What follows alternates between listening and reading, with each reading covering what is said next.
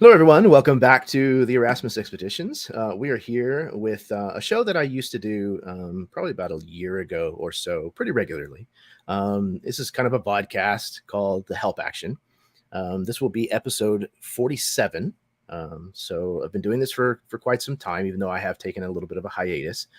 And this is a show where I invite a guest on and we do a little bit of topic discussion, a little bit of interview, and a little bit of Q&A. And we kind of get to know people from the community and showcase the fact that everybody, doesn't matter where you come from, that everybody has something unique, something worthwhile that they can bring to the table, to this hobby. I very much love this hobby. I love this community that I'm a part of. And I'm always fascinated to hear people's stories, where they come from, what they might have going on, the things that interest them. And tonight is no different. I found my guest's YouTube channel shortly after he started, and I have consumed his content regularly every time that it has come out. He's brilliant as far as I'm concerned, and just a pretty cool guy, and has some awesome takes on the hobby in general. So I'm very, very excited to welcome my guest on this evening to discuss setting a scene. Ignatius, you son of a bitch. How are you? How are you doing, sir? I'm doing all right. Happy to be here.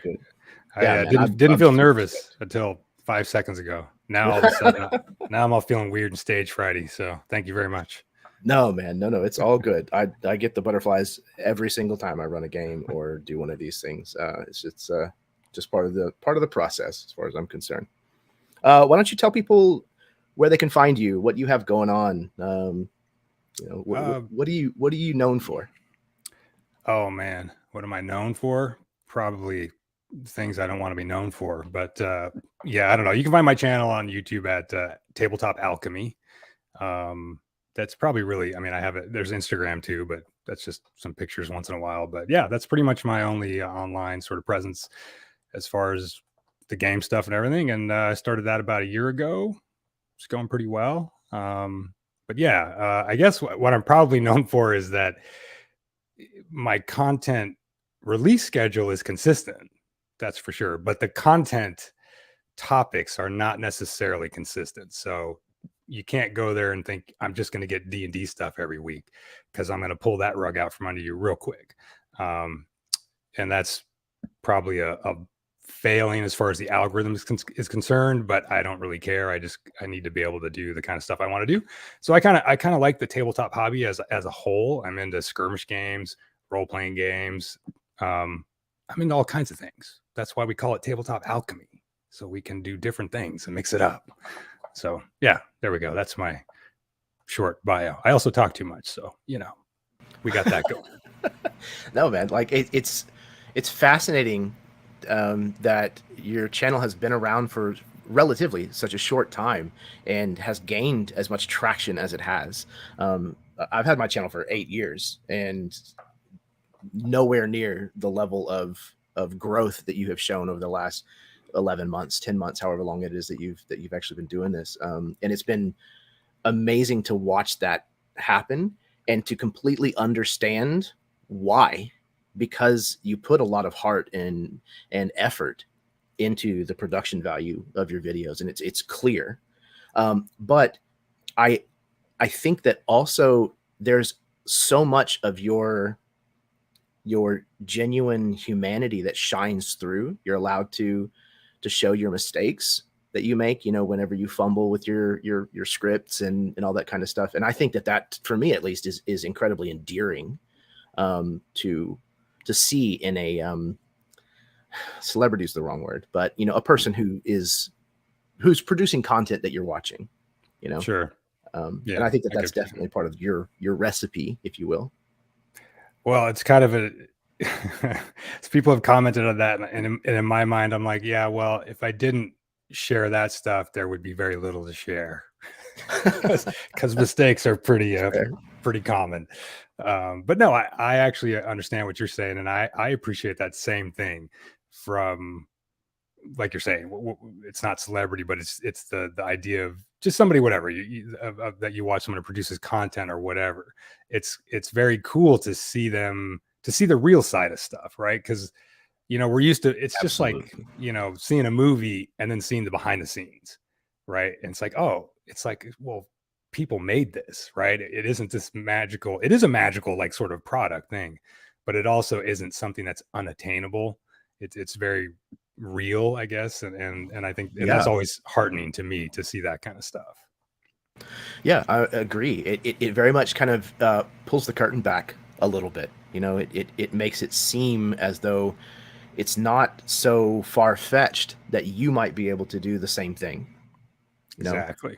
That these people that have this polished, finished, product or appearance, that underneath the surface of it, there is a little bit of normalcy, that's still there.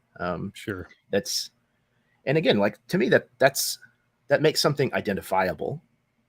You know, Sure. when a character in a story has flaws where we can graft ourselves to them a little bit, that helps. That's That kind of the only humanizes way. them. Yeah. It's the Yeah, only way you can latch onto a character, right? If the character's a god or somebody with no flaws, that can't be the main character. Otherwise, it's not going to work, right? yeah, Because the audience can't follow with that. You can't vibe with it. You have to see somebody going through life with your lens, sort of, so to speak. Let me go off on a weird little tangent because that is something I'm famous for. please do. uh, so there was so I live out here near LA, and in LA there's the see, I told you there's no teleprompter, so you're getting all the good stuff here.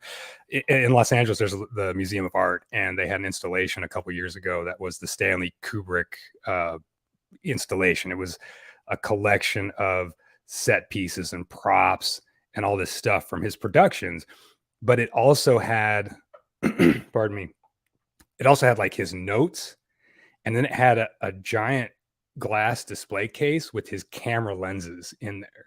And that was one thing I noticed when I walked in there and I started to look at the lenses that he used, and they were just regular lenses. They were just beat to shit. They had, like, paint scraped off, and they weren't giant, like modern, $100,000 Panavision lenses. They were like Right. little handheld holdable lenses. And I remember looking at that going, oh yeah, like, he just uses tools like everybody else, right? It was sort of a kind of a little bit of an eye-opening realization, which is always a dumb thing, because if you just think about it logically, of course that's just how it's going to be, right? But it was cool to see it. It was an interesting mental thing to realize, I guess, that whole sort of, Yeah, for sure. people are people, man, and they do stuff, and everything should be inspiring to another person. Somebody should always know in the back of their mind, like, yeah, man, if another person did that, I could try to do that thing, right? It's nothing is impossible. I mean, obviously there are caveats, but you know what I'm saying? Like, in general, though, I mean, it Yeah. comes down to stupid cliches we have in life, right? When you grow up, you can be anything you want to be if you put your mind to it. And of course you hit about 30 and you're like, that's all garbage and it's nonsense. But then you kind of age past that and you're like, no, there's some truth to that. There's some truth to that weird, hallmarky sort of cliche. But yeah, anyway, sorry. No, man, that's beautiful. It's a great point. And I think too, it also adds a certain level of appreciation for the amount of magic, the amount of polish that does go into a finished product, to buff out some of those things when it's necessary. When you're watching a video on YouTube, or you're watching a behind the scenes something, it's good to be reminded of that human element that was involved in making the art. But other times you want to sit down and watch, a Marvel film that is, perfect from start to finish, that is Sure. a pure, unadulterated piece of entertainment. And to understand that it went through a whole ass process, from Yes. the very human, real messiness of making art to that finished thing. It's impressive. It really is Yeah. impressive. like a sculpture by Michelangelo or something, right? Or Yes. Michelangelo. But right, just the idea that you have this beautiful piece of art because you shed all the detritus from it, right? All the human making parts of it to reveal this nice, this perfect little object to appreciate. Yeah, pretty cool. Yeah, I absolutely agree with you. Okay, so we're here to talk about setting a scene. We already have a first question here from Lisa Loves Tribbles, and they ask, "What is setting a scene about? Can this be applied to other hobbies?" Yes, I absolutely think so. Anything where description would be helpful, whether it's written or spoken, especially. I think that the tools that you could hone whenever talking about this is certainly useful. But in this context, specifically what we're talking about is with tabletop role-playing games, particularly, well, maybe not particularly, but most of the onus of this would be on the game master, the person running the game. But the players would certainly have to do some of the lifting here as well, or at least I prefer players who do some of the lifting as well. But yeah, what do you have anything to add to that? I would say that 100% this kind of setting a scene can apply to all kinds of things. I mean, it can apply if you're writing a book, if you're writing a short story that has scenes in it, you're writing a screenplay. Sure. So writing is a big thing, right? Writing for an adventure for a role-playing game. Sure. You can set a scene when you're building or designing a vignette of miniatures. It's maybe not the same tactical approach, but the result is the same, right? Setting a scene is a particular connotation. You want somebody who's experiencing the scene to understand. You're trying to share your vibes, basically, right? You're trying to get your vibes across. Like, this is the scene I'm setting. I want you to feel that thing. And that can be done with art. That can be done with any number of things, for sure. So it's not like a direct one-to-one correlation necessarily, but if you were designing a three-dimensional piece of art as a scene, as a vignette, there's still questions on how do you design that? How do you create? How do you frame it? What are you putting in the background? Color choice, all this sort of stuff. So I think designing, setting a scene is something that applies to a lot of situations. Yeah, absolutely. It's a lot about it is determining what you're trying to convey, what's important, what's less important, the relation between things within that scene, and why that's important to the kind of narrative that you're getting across. All of those things are kind of key elements to like what I would consider setting a scene, regardless of the medium that you're doing that in. Sure. Yeah, so that's a great question, Lisa. Thank you. Kind of sliding right along. My first talking point is, why is setting a scene so important, specifically in the context of tabletop role-playing games? Well, it's kind of hard for me to imagine not setting a scene if you're in a game. I don't understand how you even at the barest minimum, you got to tell your players where they're at, right? That's like if you can boil it down to the most basic thing, if they're walking into a warehouse on the docks, pardon me, I've already set a scene right there with like 7 words, warehouse on the dock, that's setting the scene. So I really don't know how you can actually get away. I don't know how you do it without setting the scene. But I think more to your point is what you're saying is how important is it getting like sort of specific, or getting those vibes across, or specific details, as you mentioned. And to me, so this is where I think things start to diverge a little bit depending on the medium that you're using. So in a game, in an RPG, like we're talking about, to me, there's like, it's important to set the scene, but I feel the DM or the GM has to balance the setting of the scene, the amount of time they're taking to do so. You have to kind of balance that with the flow of the game. And that's just, I mean, everybody's different. Everybody DM's different, right?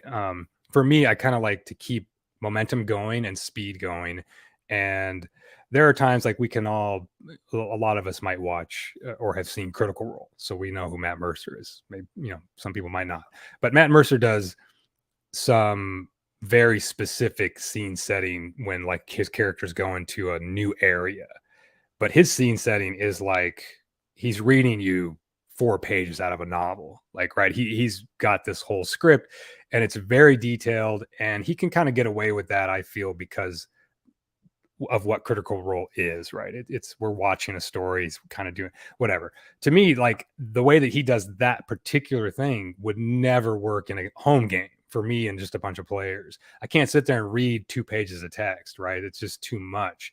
So I think there's a balance. I think that like to me, the most important thing is the balance between how much do you give your players and until it becomes too much, right? For them to take in, right? Sensory overload. So it is important to set the scene, and what's most important in there are like those key details for players, because we're talking about a game as well, right? There's the game aspect. So it's like, yeah, if I'm going to set the scene of the warehouse on the docks, see, now I've painted myself in this corner of using the warehouse on the docks. What a lame scene to talk about. But if it's like, okay, well, what are the tactical things players need to know, right? Like, are there guards there that they need to know of, or certain things, and then what's a little bit of flavor for them, right? To get them in the mindset of this physical place that they're in. Does it smell bad? Is it windy? And some of that stuff can actually figure into tactics for players too. I mean, clever players will be like, oh, it all smells like fish, so I'm gonna, I can do something with sulfur smoke or whatever, and it's going to be hidden by the odors of whatever. Anyway, so players will use everything you give them. It doesn't matter, right? Everything's a tactical point for the players. But yeah, I think you want to give them, it's important to keep that tone, right? Because you have your tone for your game. So the tone is already running when you've run into that scene, assuming we're not talking about the first 5 minutes of the session. Maybe you're setting up the players for a little comedy or a little relief area, right, where they're encountering a funny character. And then you want to set that scene a little bit ahead of time. Just you want to give it a little bit of flavor that lets them know, oh, this isn't this isn't grimdark right now. This is a little bit lively or something. And it's all about maybe words you use and phrases, and we can talk more about that. But yeah, so I do feel it's very important, balanced with the importance of keeping it kind of short. And then you can spool out scene setting, or as far as description and stuff, I always feel like you can spool that out a little bit. So, you can say a little bit, establish it, let your players kind of react.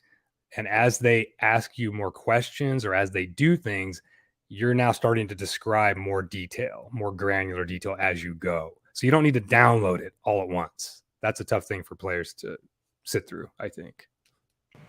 Yeah, I think you're right. Yeah, there's a certain level of investment that'll drop off if the pacing lags too much. And pacing is something that you have to be very mindful of as a game master. You have to have your finger kind of on that pulse at all times. And if something is starting to lull or lag, you have to find a way to kind of push past that and bring the investment and the focus kind of back to where it needs to be. Sure. But yeah, I think that there's a quote about, there's like an anecdote about brevity involving Hemingway. I think there was like a bet that he couldn't tell a compelling story in less than so many words, and the comeback that he had was children's shoes never worn for sale. Yeah. Something like that. Yeah. Yeah. Yep. It's you can do a lot with a little bit. It might take a little bit of extra work, but focus on the things that you need to be important. And it's okay to tip your hand a little bit as a game master, right? Like to let your players know what you're kind of wanting them to do in a scene, what the purpose is. And like you said, if it's supposed to be a scene of levity, this is the chance to establish that, to show them the tone of a particular scene. You know, if you go to describe something and you drop your voice down real low and you talk real slow and even, that's going to get a certain kind of response from them subconsciously, even. Yeah, that's a good point. Yeah, and that it informs a lot of them. And there's so much about human psychology that figures into a lot of this kind of stuff. And we as people have a tendency to match a tone of a conversation that we're joining. You know, so if somebody is excited, we have a better chance of entering that conversation being excited, matching that excitement. If somebody is timid, we bring it down to their level and we match their state of timidness. It's just kind of a weird natural thing that we do. And I think that as a game master, this is a place to capitalize on that. You can tell your players the kind of scene that they're about to play and or what your expectations for that scene might be, while you're also providing a painted picture for where this is happening. Sure. Yeah. Let me ask you about the term expectations. I'm curious, like, do you often, I can't imagine this is the case, but do you often, can you expound on that? Like Sure. just your usage of that term, like expectations of the players. Yeah. So like as a game master, I run very narrative heavy games, usually very role play intensive, especially the games that I run online. And so usually a scene that I am setting needs to fulfill a purpose. It's either to push the characters into action or to reward them for something that they've already done or to challenge them in some form or fashion. So I go into a scene with certain expectations. Like I want them to have to leave this scene in a hurry. Or I want them to feel like badasses by the time that this scene is done. Those kinds of expectations are the things that, for me, regardless of what else happens in the scene, that's what I'm always aiming for. So that allows me to pivot and adjust and adapt whatever reaction I'm going to have to what they do to try to hit as close to that bullseye as I can. Sure. I gotcha. Yeah. Okay. Yeah. I think I approach things sort of differently from the DM perspective, but I could definitely learn some from that, from what you do actually. Yeah. I kind of treat nobody's ever going to want to play with me again, but I kind of in my own head, I'm like, in fact, I always wanted to do a video. I have it in my topic list. You know, we all run topic lists for videos or whatever, right? And somewhere in there, there's one that says, DMing is like, you know, running the Milgram experiment, because the whole thing for me is just, I just like to watch what people do. And I try not to really have expectations. It's not even that I try not to have any. I've just learned that people do weird stuff all the time. Like it's very unpredictable. For me, it's unpredictable. Human nature is predictable. And, you know, there are obviously there are people that are really good at predicting what humans do. I am not one of them. So I always kind of like every scene I go into, I never have any preconceived or any direction that I want the players to go in or anything. I mean, sometimes, yeah, I might hope, I hope they find that secret door. I hope they go this way or whatever. But more, I'm always just like fascinated to watch. Well, okay, what are they going to do in this room? What are they going to do in this scene? I'm gonna set this up, and then I just want to see what they do. And I never really try to think beyond that, right? Or have a which can get me in trouble later on at some point. But yeah, I find that pretty interesting how you approach that. Yeah, I get a huge kick as a storyteller because like I'm a writer as well, so I get a huge kick out of being able to like seed ideas well in advance, and then 10 sessions later, like the reveal happens, and then they're like, oh, okay. So in order to do that for me, I have to have a little bit of structure, a little bit of a story arc kind of in mind, but I try very hard to keep that incredibly loose. It's, you know, I have the big bad person who is trying to do this thing, and depending on what they do, the players, and how they choose to interact with things, that changes how I try to get to that point.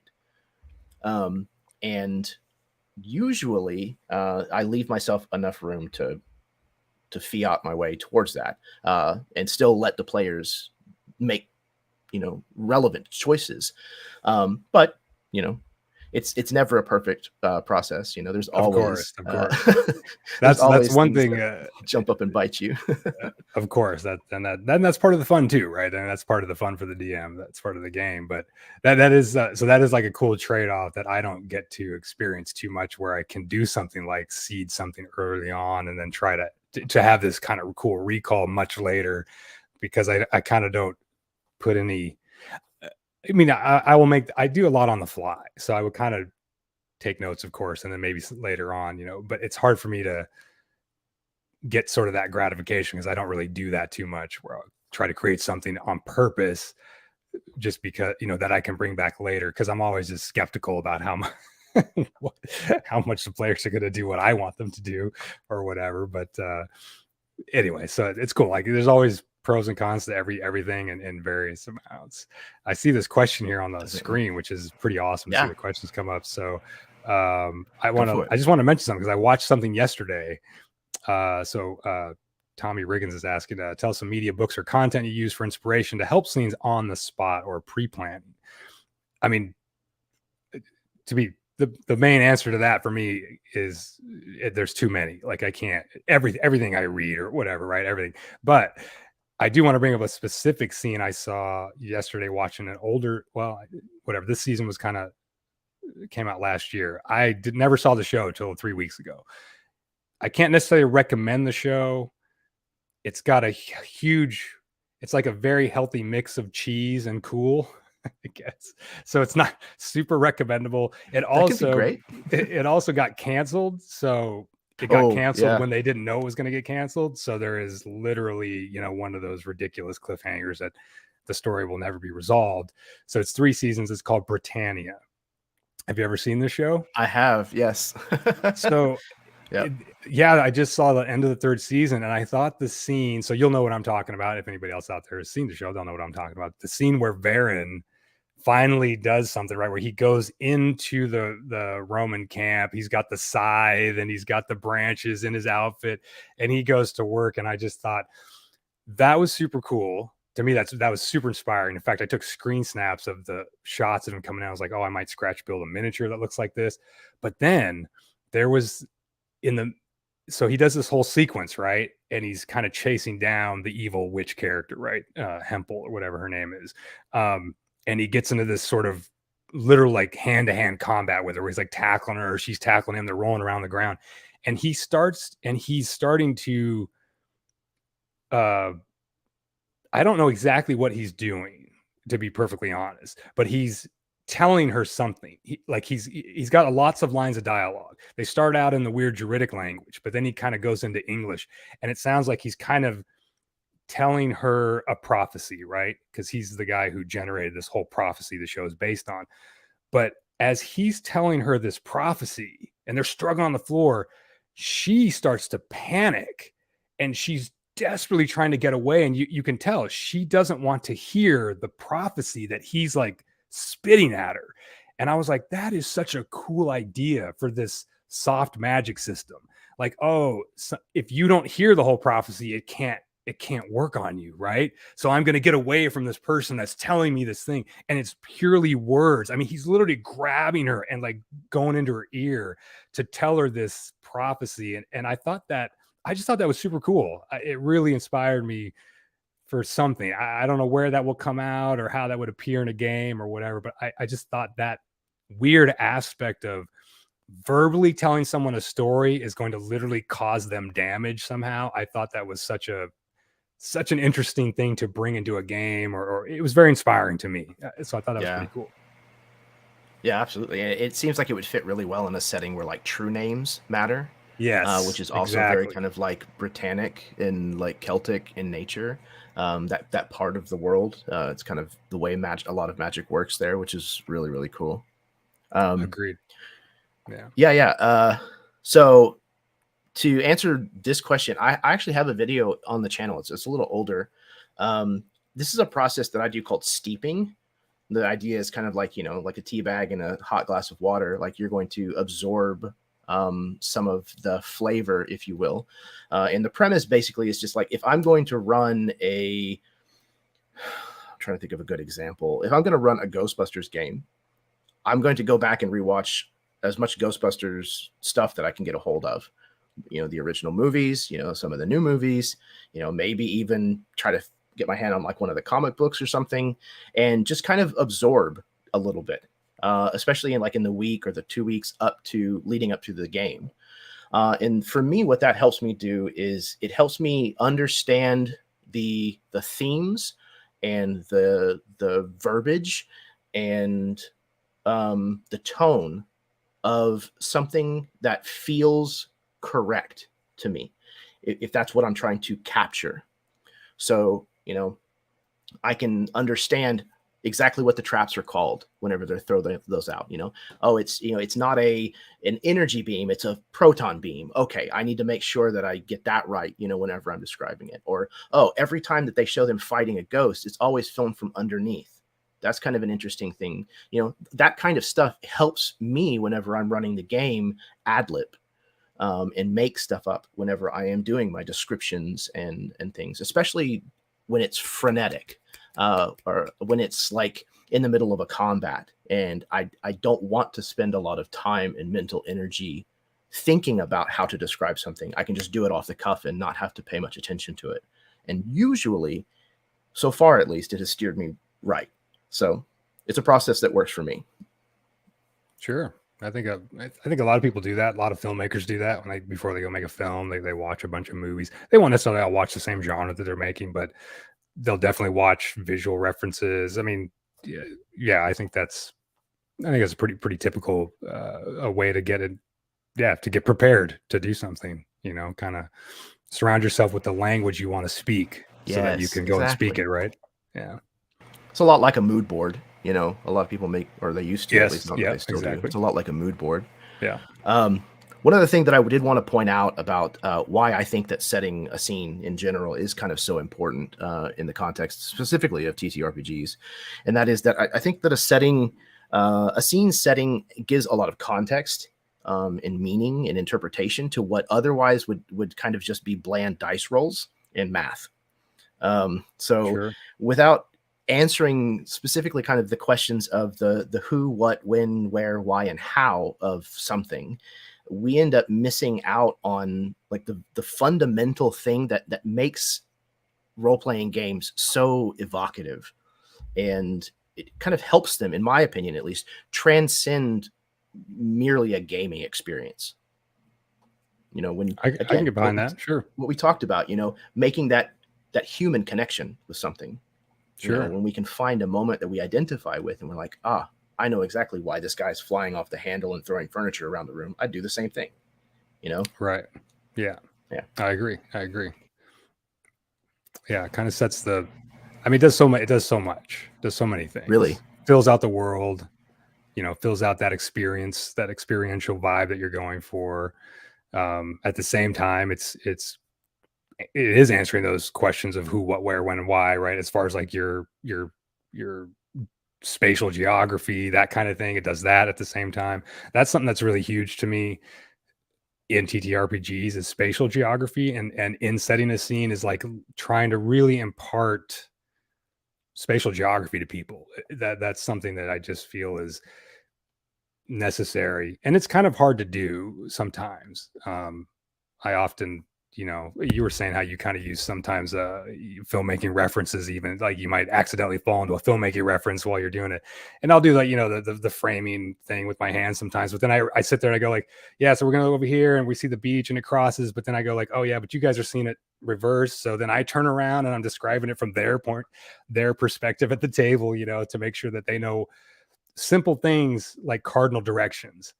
Because I think you set that initially, because everything after that, you're building on that initial setup that you established. So if that's already confusing, it's just a problem for the players, right? And then it becomes a problem. It compounds later, where it's like, oh, I was going to go do this. Oh, but you're on the other side of the room. Oh, I thought I was over there. And it's, it just becomes worse and worse. So I always try to, at the beginning, spend a little time making sure everyone understands just spatial geography, which, I mean, not if you're like in a dream world or dreams where that doesn't matter, obviously. Sure. But generally, it's like, yeah, I try to make sure everybody understands where things are in the world. And that's just part of my own, that's just part of how I approach it, that because my brain goes to that. I want to know where things are. That's just how I think. That isn't how everybody else thinks. There could be things that are much more important, that like emotional points. I might miss emotional points because I'm too busy trying to tell somebody how close they are to the doorway. And that can be a problem as well. Well, but it's also important, especially with theater of the mind style play, as opposed to, when you're playing with miniatures and terrain and stuff like that on the table, or, battle maps and tokens and whatnot on, virtual play that some people use. It's really important if the only thing that you have is what's the shared imagination, at the table. It's really important to try to have everybody on the same page, especially if things like distance are going to become critically important. If a combat is going to take place and people need to understand how far their weapon or their spell can go, it's really, really crucial to know that kind of information heading in.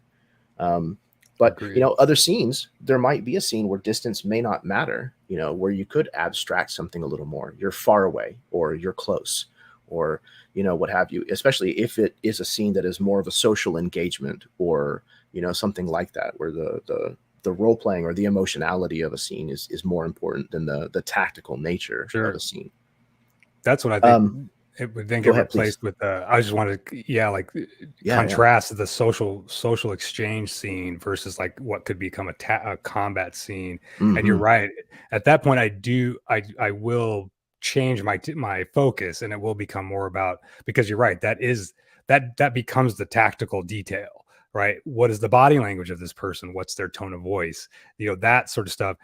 I guess really setting the scene, I mean, when you boil it down, there are going to be things that are just important to get across, right? Everything's about communication, and it's about communication and lowering the amount of confusion as much as possible.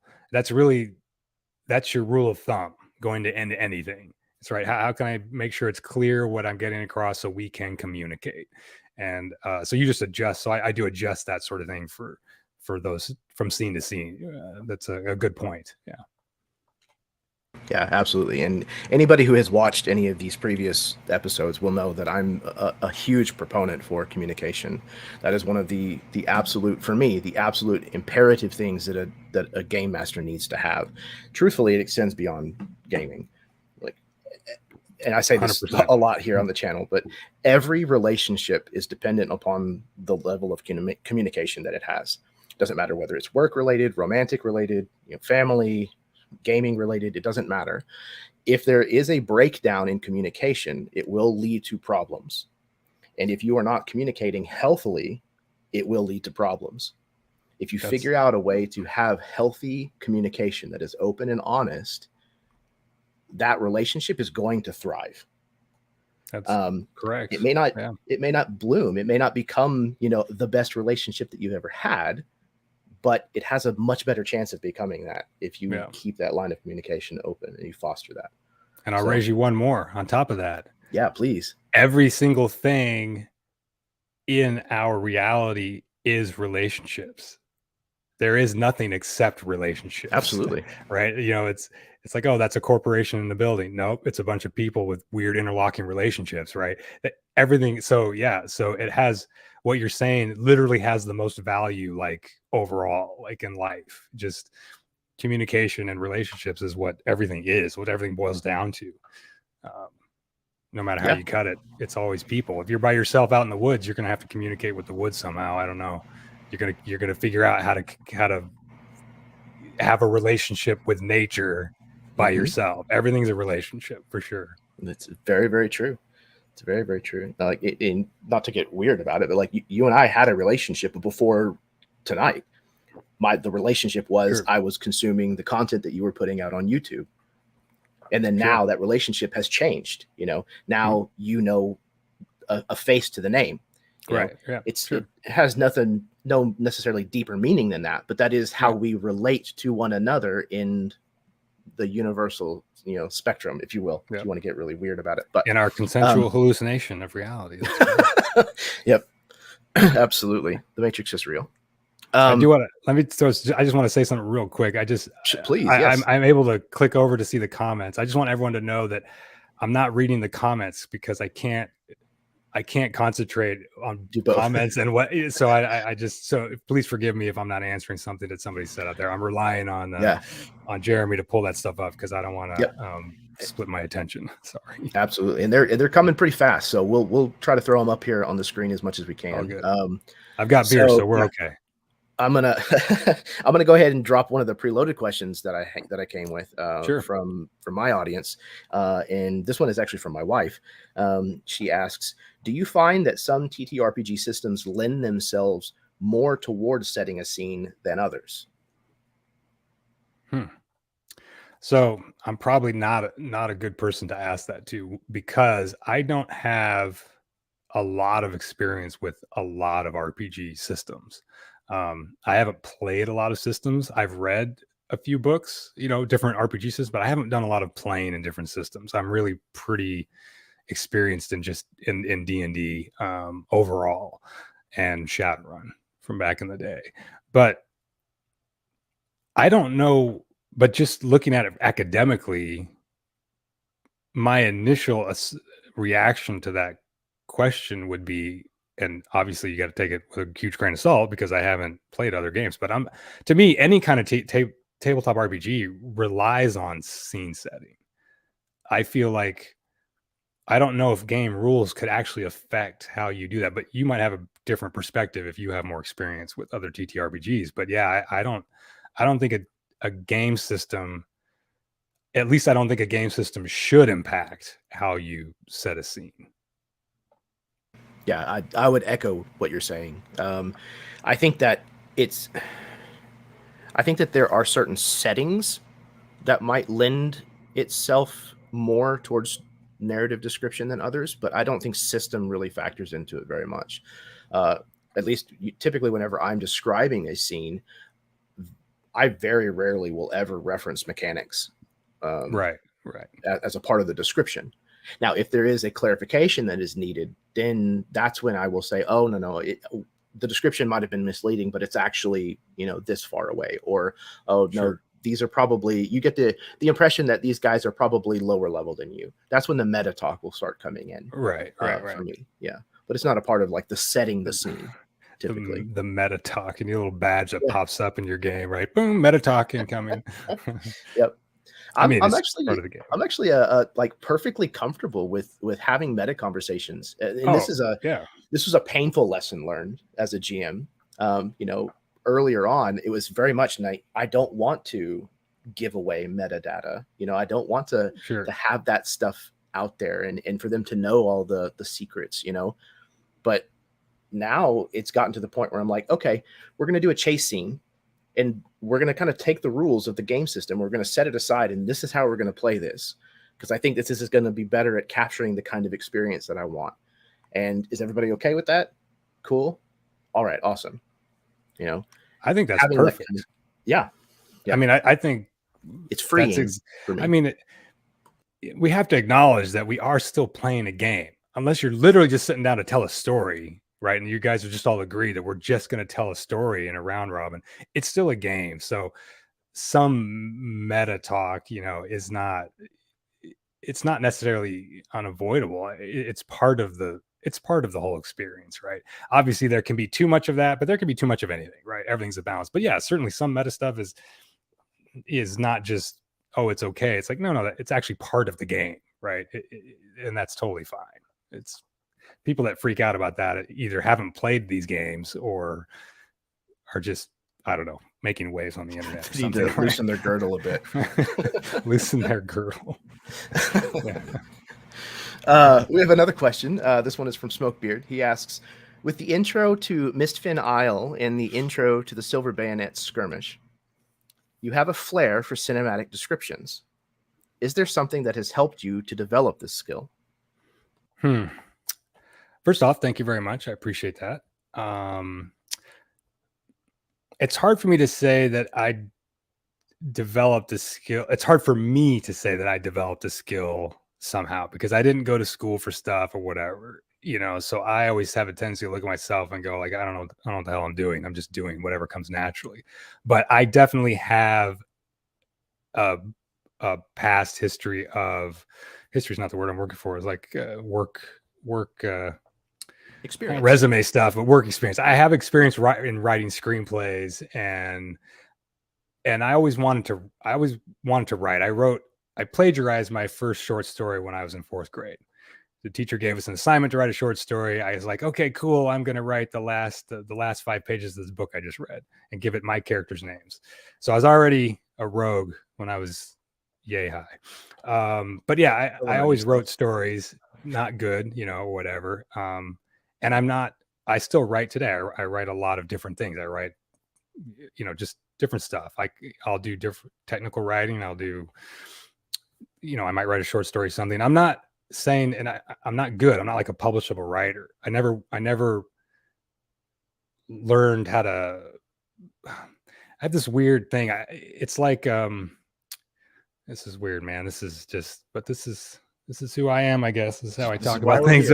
So I always, you know, I liked going to Disneyland as a kid, and I still like Disneyland as an adult, whatever. I don't go anymore, but or whatever. It's been a while, but I appreciate Disneyland. I had fun there.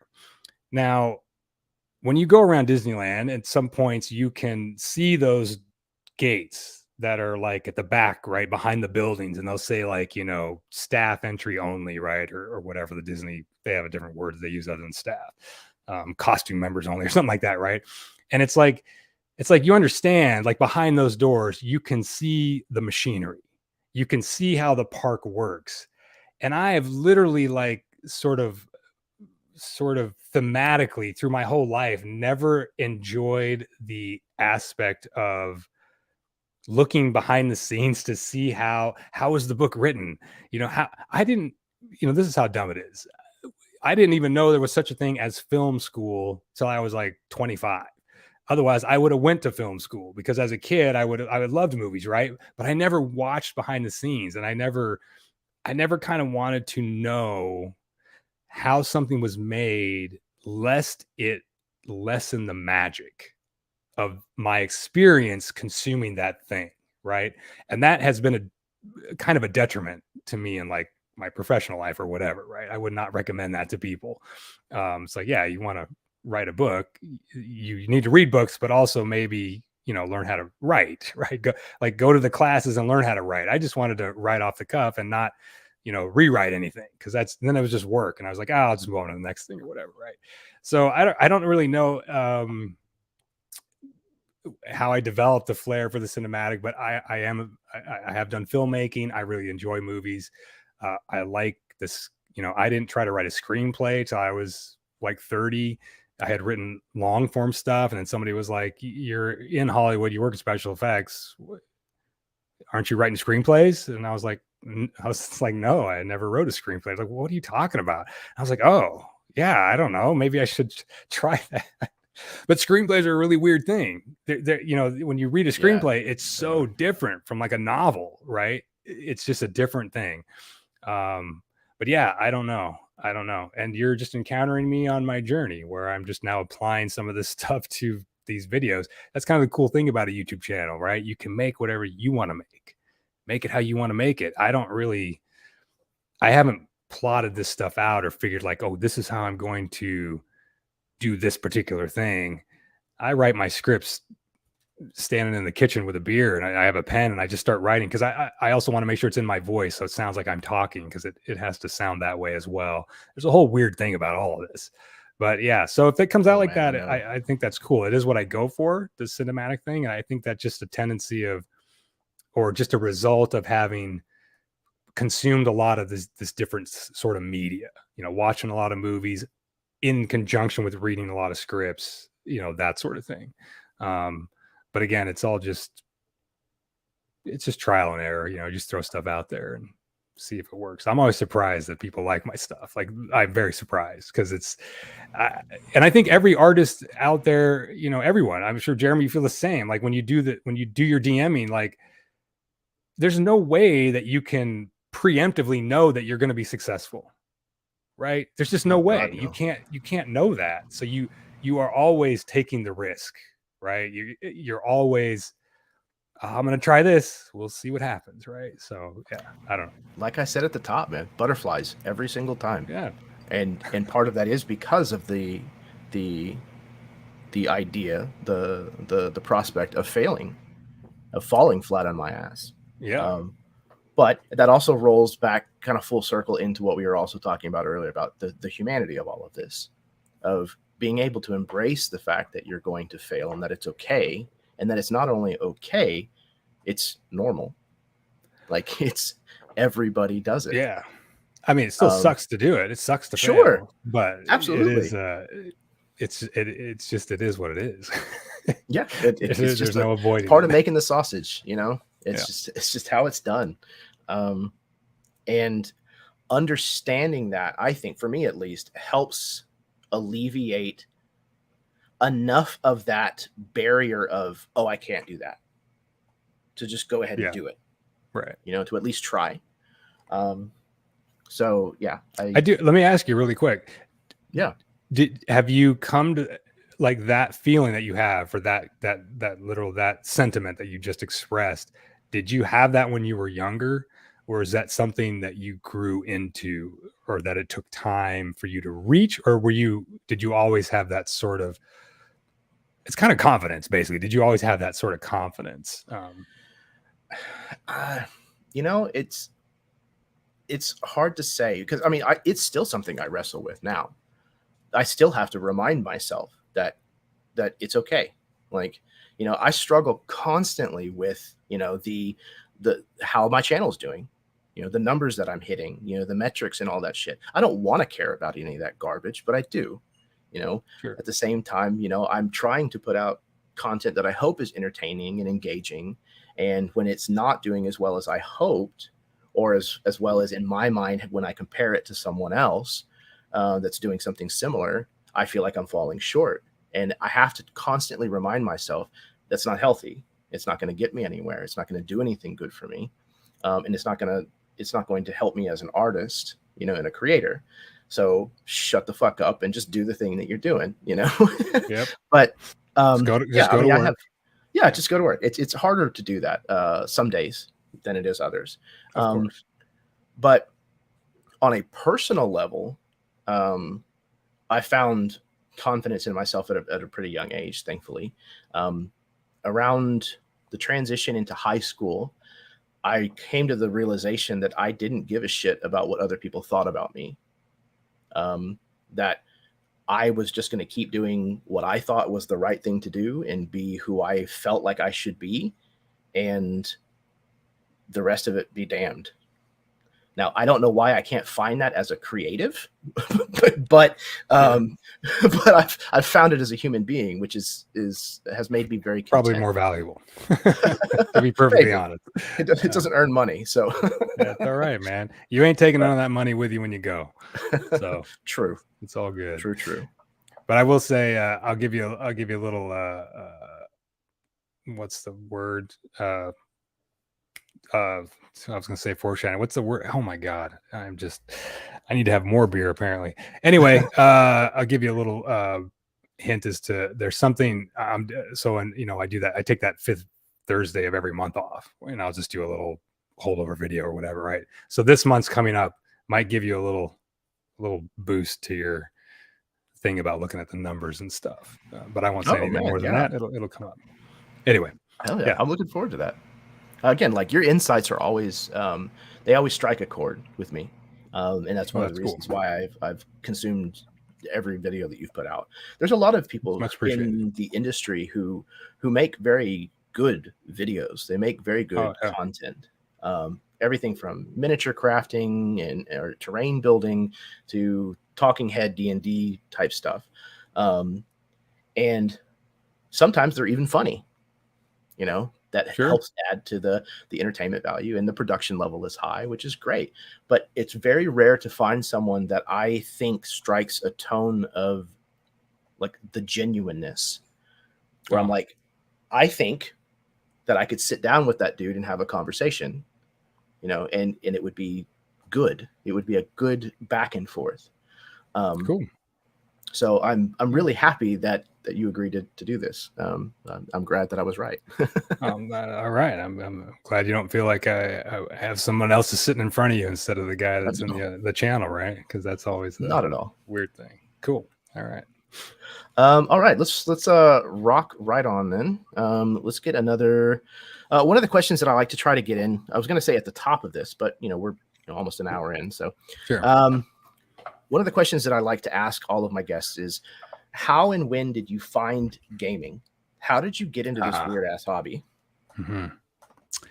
Yeah, that's and I don't know if I forewarned you about the answer to that one. Oh no, this is the name one. But so we're gonna get super meta YouTube-y right now, YouTuber-y, from one YouTuber to another. I've got my swimming cap on. Let's go. I can only give you a tiny answer to that because I'm saving that for one of my own videos. Fair enough. Okay. Fair enough. That's the most ridiculous thing that we're doing. I can't talk to you. I can't communicate with you because I've got to put it on my own channel. Give me the elevator pitch then. Look at what the world has done to us. But yeah, I guess in quick overview, I encountered, so D&D is the first thing I encountered in the entire sort of gaming hobby space, beyond sort of Parcheesi and whatever, right? And I encountered that pretty young, and the result of that is what I'll talk about in my video. And then when I was in the Army, I played D&D with some of the guys in the Army. I ran some D&D for them. When I got out of the Army, I was only in for 2.5 years. So when I got out, I was still pretty young. And that's when I encountered, so I got a group, we were going to play some D&D, and there happened to be a hobby store down the street from my apartment that I shared with another guy. And we went and they had game stuff in there. So D&D stuff is why I went in there. And that's when I saw Shadowrun. I think it was 2nd edition. So the nice hardback book. And I was like, oh, normally I don't like mashups. Like, just there's something about like mixing fantasy and magic or magic and technology. Like, I just wasn't into the genre mixing, and I still kind of don't like that.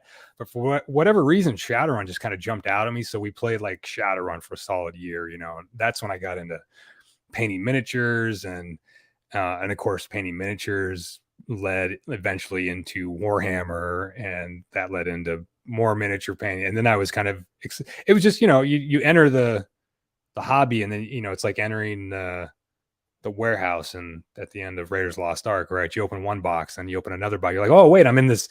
Oh, there's another aisle and another aisle, right? And there's just more and more stuff. I mean, slippery slope. Yeah, slippery slope, man. I went down. So yeah, I kind of did all that for a while. And then kind of at the age, kind of around 20, I guess I was around 25 or so. My oldest daughter was born, and a couple years after that, I just there was just no time. There was no time for stuff. It wasn't even like it was just, it just wasn't a lot of time. I was working a lot of hours in the effects place and everything like that. That kind of working that many hours, like working 50-hour weeks, which were actually 60-hour, or 55-hour weeks because you had an hour lunch. And it was just draining and that sort of thing. And so I just kind of fell out of the entire hobby altogether until probably 20 years later is when I got back into it. My ex got into, she wanted to paint. Remember do you know what the pops are? Pop figures. They're the little vinyl, big heads. Yeah. So she was like, oh, she was artistic. And so she was going to, she wanted to repaint one. She saw someone on YouTube or something, I don't know, repaint it. And I was like, she was like, you used to paint miniatures. Like, how do I paint this? And I was like, oh, well, yeah, let's go to the hobby store. We'll get some paints. And then I was like, well, I'm going to get a miniature, I guess, if we're buying paints and stuff. So I got a miniature. And then it was all of a sudden we had the full hobby desk, everything set up. And I was like, oh, and then, in that intervening 2 decades, I had no idea that D&D had become such a big thing. Right. Or even just, I wasn't relating to, I wasn't in the know with what was going on in the tabletop gaming space. So when I re-encountered it, I was just floored, right? Because now there's YouTube, right? Before, when I was in it, there was no YouTube, there was no internet, right? So now there was like, oh my goodness, look at all this stuff. Like, there's just so much stuff. I'm still like getting into it, right? There's just so many things. I mean, yeah, when I like back then, I went to the hobby store, there were, there was GURPS on the shelf. There was GURPS, Shadowrun, D&D, and maybe Steve Jackson game or something like that. Right. And now Traveler. Yeah, exactly. Traveler, right? Yeah. And now you go to a game, you just look for games online, and there's just so many. I mean, people are just creating stuff left and right, and it's amazing. It's amazing. But yeah, so that's a brief overview of my little sort of hobby journey, I guess. Gaming hobby journey. Yeah. Yeah. And I mean, what you're saying is absolutely true. Like, especially over the last, God, I don't know, decade, the hobby industry, the community surrounding gaming has exploded. And it shows no signs of slowing down. Like, every year it seems to just become more and more and more. But it's like we were talking about a little bit before we went live. Like, it's invigorating to see so much fresh blood, in the mix now. Sure. When I was first getting into the hobby, the statement of it being, older white guys who were a little overweight with, unkempt hair and glasses was very much a stereotype that rang true. Sure. And while, there is some still, a little bit of truth to that, even now, the hobby doesn't look like that on the majority anymore. No. And I think it's fantastic. There's so many different points of view now. There's so many different things that are being considered that never were being considered before, or at least not in the with the proper weight that they were before.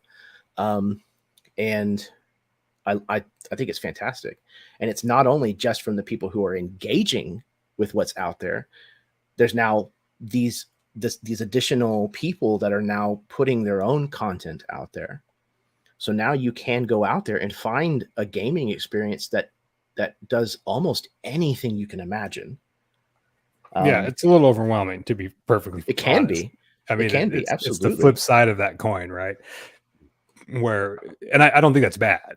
I just mean, like, no. When I go in the supermarket and you go into the cereal aisle and you're like, I'm going to get some cereal. And then you're like, I can't think straight because there's literally 500 different types of cereal. Yeah. So that there's sensory overload, but they're hand in hand. You can't have one without the other, right? You can't have growth without that other. So I don't begrudge that, but I do feel that sometimes I'm just like, oh man. And I feel like there's a lot of people, we've had the whole, Wizards of the Coast, and their whole debacle with whatever they're doing, their very corporate type stuff. Sure. It's fine.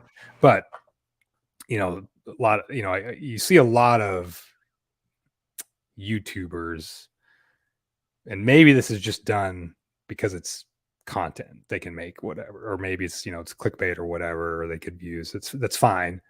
But so I don't know how to verify any of these numbers or anything, but there is this idea, let's play indie games. Let's let's let everybody know there's indie games, that these other games are published. And I almost wonder if that's like, it's a hard, like, for you and me, or people like us, right? We're in the hobby. That's like a big part of our lives. So we like that stuff. So we'll spend time on that. But if like somebody just casually plays D&D, like to show them like, hey, there's other games you could play. Check out this website. There's 500 right here. It's like, it doesn't surprise me at all that somebody is just like, no, man, I'm just going to stay with the big name that I know, because that's frankly just an easier notion, right? It's just simpler for them to 100%. Do that. And I think that's a struggle for that the indie scene, or, people that are opposing the big companies, the Davies compared to the Goliaths. That's something they have to contend with, right? As far as market share and stuff like that, or finding new players. They're working against, again, like you brought up, human psychology is something that they're working against. And again, it's not a bad thing. It just is what it is, just how it is. I mean, it is awesome. There are like, I've got books on order right now, man. I've got Blades in the Dark coming. I've got Shadow Dark coming. I've got all this stuff. I have no idea if I'm ever going to play those, but I will sure have fun reading them, you know, and there are going to be bits and pieces in there that I want to use. I think it's pretty fascinating. I don't know where or why we were talking about this. I'm sorry. I lost. Oh, no, please do not apologize. No. Again, this is exactly what this is meant for.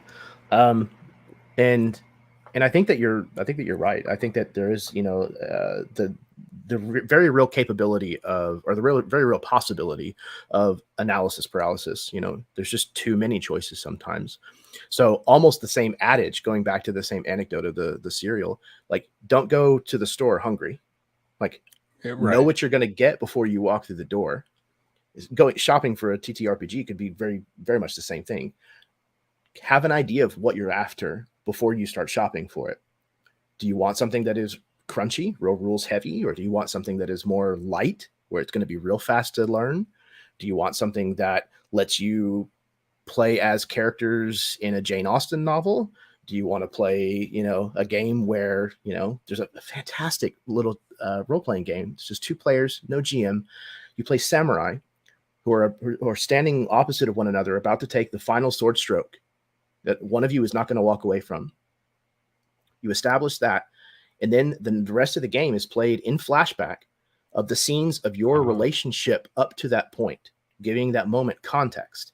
So by the time that you then get to that final sword stroke, it is packed with emotion and investment.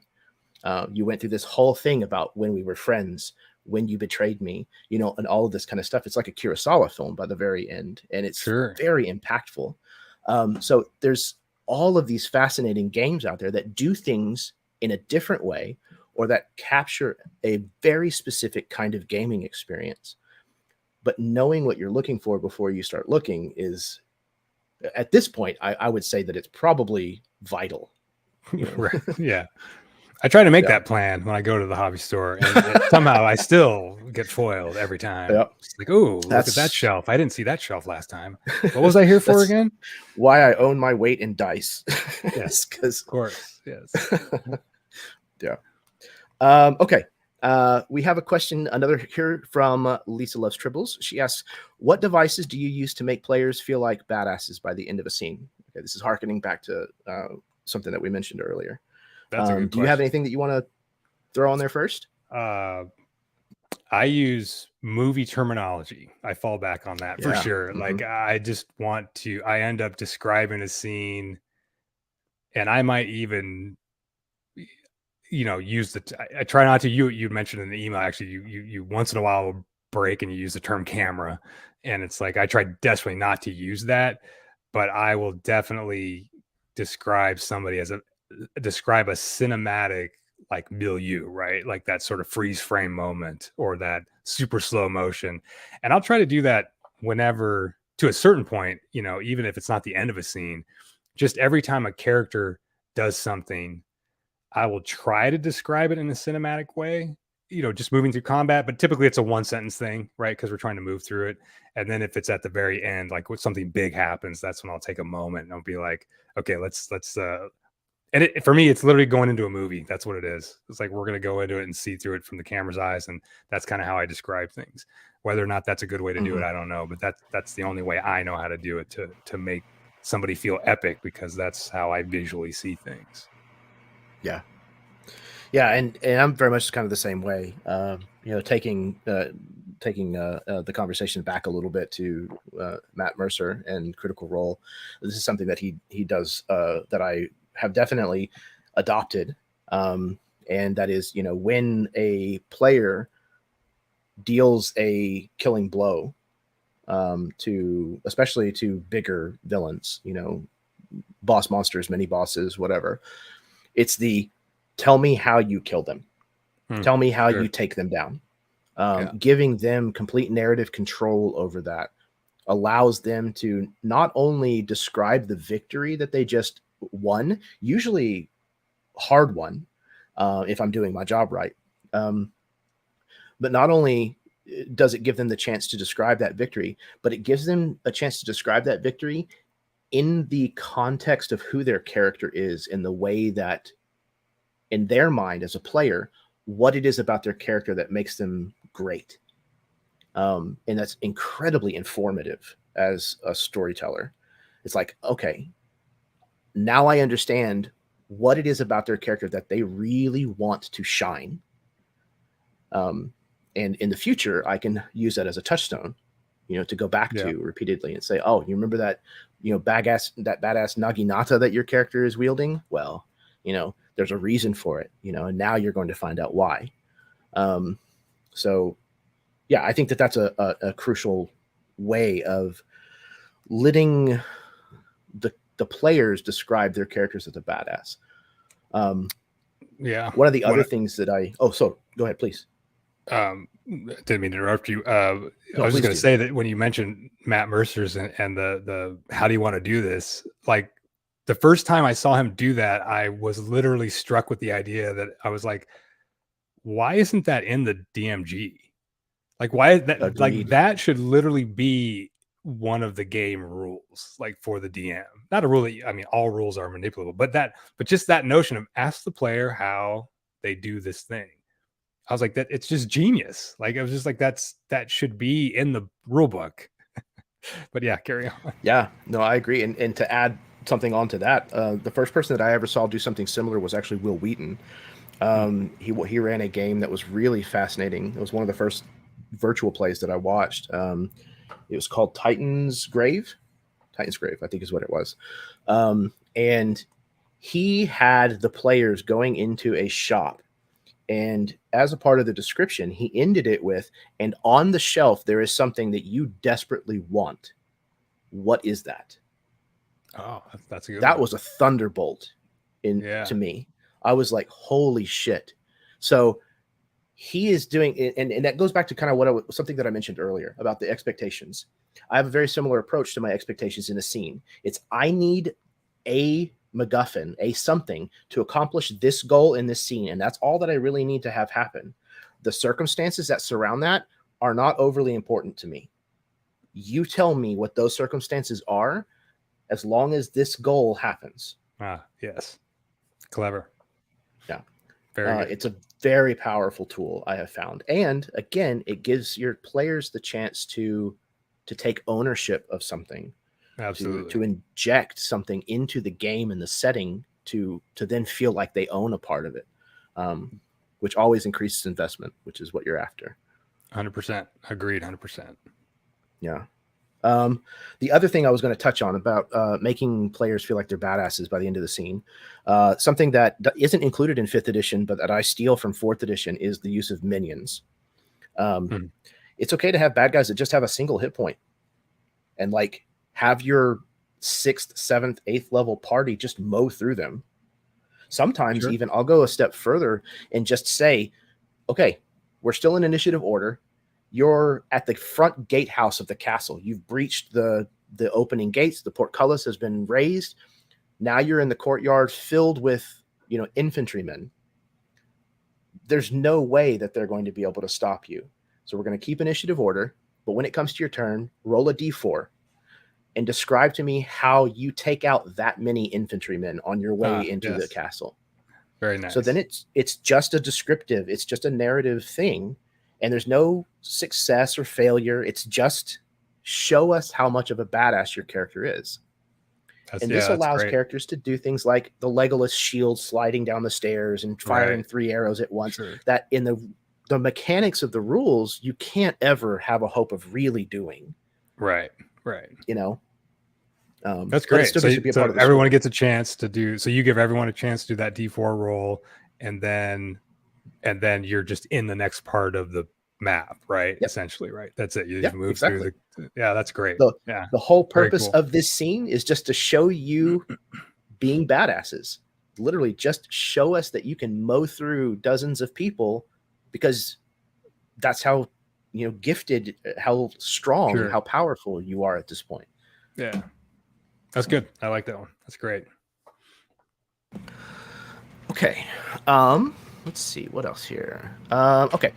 So another talking point that I have is so much about setting a scene comes down to a game master's use of language, adjectives, synonyms, metaphors, inflection, emphasis, and the like. With this being the case, to me at least, it makes good sense to that to hone your ability at describing things in a way that is compelling and evocative, you should probably utilize tools that help bolster your command of language. For me, some of the tools that come to mind when I think about this are things like a thesaurus or a game like Mad Libs. Do you have any particular tools or tricks or tips that you might use that kind of helps to sharpen this part of your GM arsenal? Well, so I read this question ahead of time, and I thought this is where I'll have a controversial answer. But ooh, I like it. But it's not my controversial answer. It's literally something I read in a DM suggestion book by the pardon me. I don't remember what his name is, but he goes by the Angry GM or the Angry DM. And he compiled a bunch of stuff and he published a little book, I think. And I read it. And I thought this little piece of advice was brilliant. And so to really answer your question about like, I mean, I don't sit there and read like a thesaurus, but just through the course of writing and stuff, I use a thesaurus a lot. And I think just reading in general, reading good authors can just bolster your vocabulary. Pardon me 1 second. Pardon me. Jeez. No, you're all good. So reading in general is my answer to that question. Just read a lot of stuff, but don't read garbage. I mean, it's fine. Read some garbage, but read some good stuff. Like there are good writers and there are bad writers. So just read some good stuff. But what is good to you is your preference, right? So you figure it out. And I think that's what bolsters me or whatever. That's where I learn new words. That's, whatever.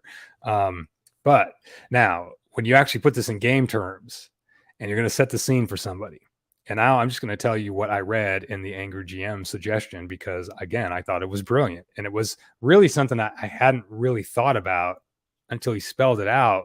And I was like, oh yeah, this is actually pretty cool. So his example is, let's say you're setting the scene. They're going into a graveyard at night, right? It's midnight, it's a graveyard. So your players are walking into a creepy graveyard at midnight and the moon's up high in the sky, right? And so how are you going to describe that? Now you could write a paragraph, right? And you could describe the fog on the ground. You could describe, the tree branches are all curled like dead fingers. You can do all this stuff. But really, in the interest of the speed of the game, the first thing I said is actually all you need. You guys walk into a creepy graveyard and it's midnight, and people are going to imagine whatever that comes up to their mind, right? They're going to have that.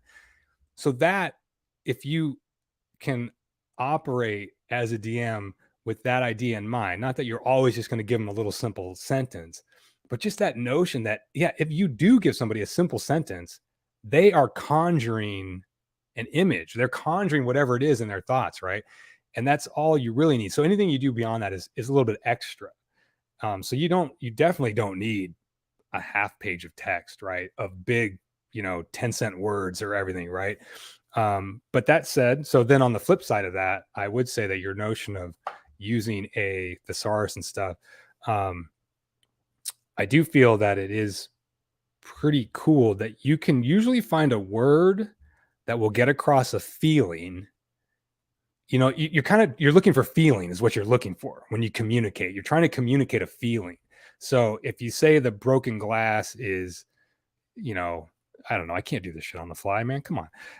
If you say this thing is cold, fine. If you say it's icy is a little better than cold. At least insofar as if that's what you want to impart, that's how cold this thing is, right? So thesaurus is good for that way, and word choice is good for that way, right? You want to impart a feeling, so you want to kind of choose words that impart that feeling. There was always I always remember this one weird line out of the Stephen King book, The Stand, and he just described, there was like an explosion, I think, something, and some glass was flying through the air. And he described the glass. His sentence literally said, like a piece of glass wickered through the air past his head.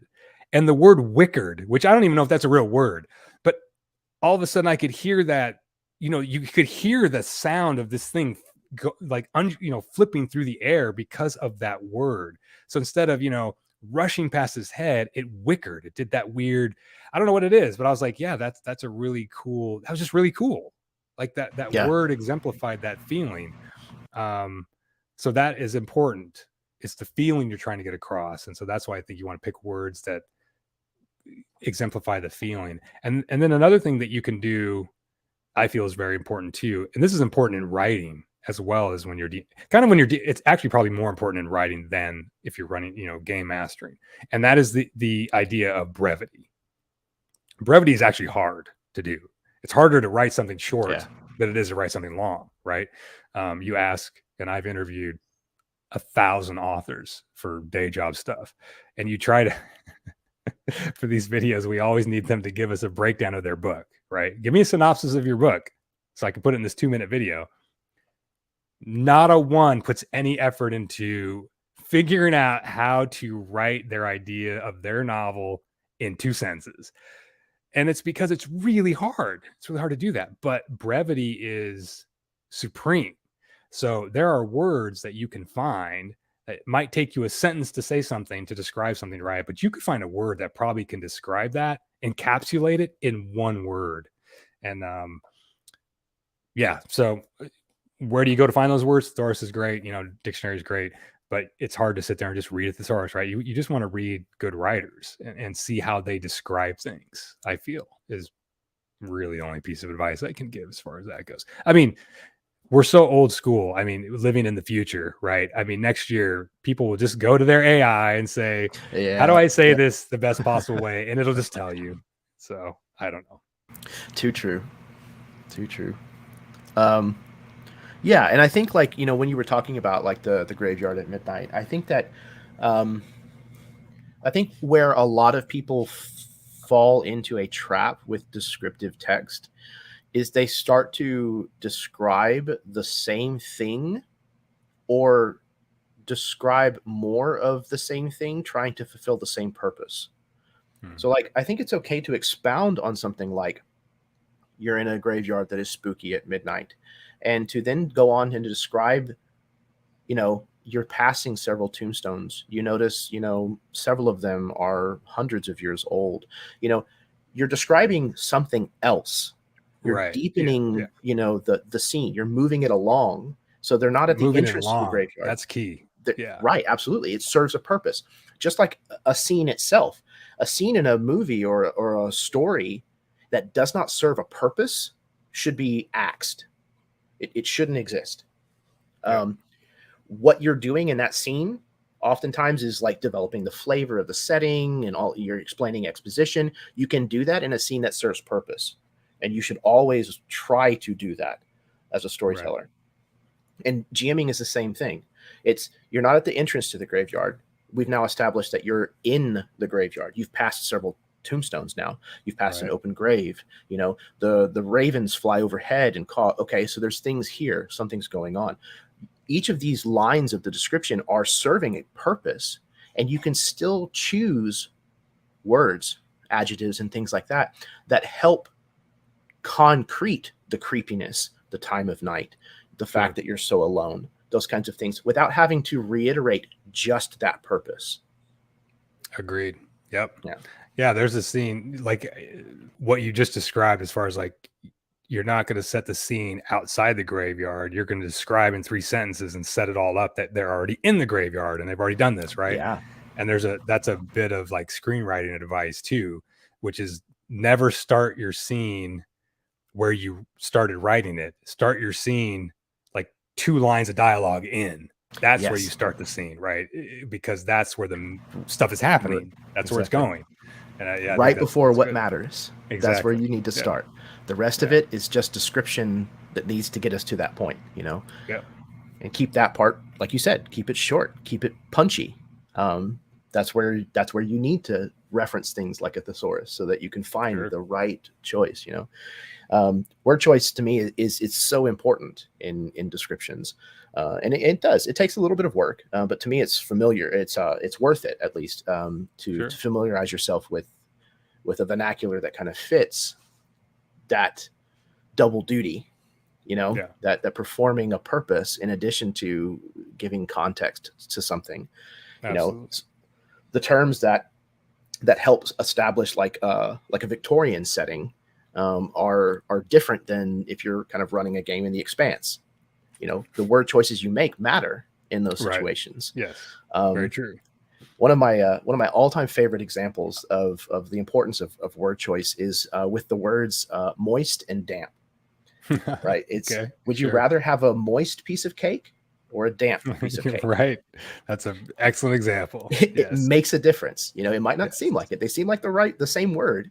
Anyone who chose option B can go right now. Please. I'd like to have some damp cake, sir. Yeah, that's a perfect example. Really good. I like that one. We have another question here from Glassman6191, and they ask, how do you keep or help players stay in character? Are there rules or guides that you can agree to before you start? Thanks. I put them in cages. Heavy chains. Heavy chains, yeah. Wow, yeah.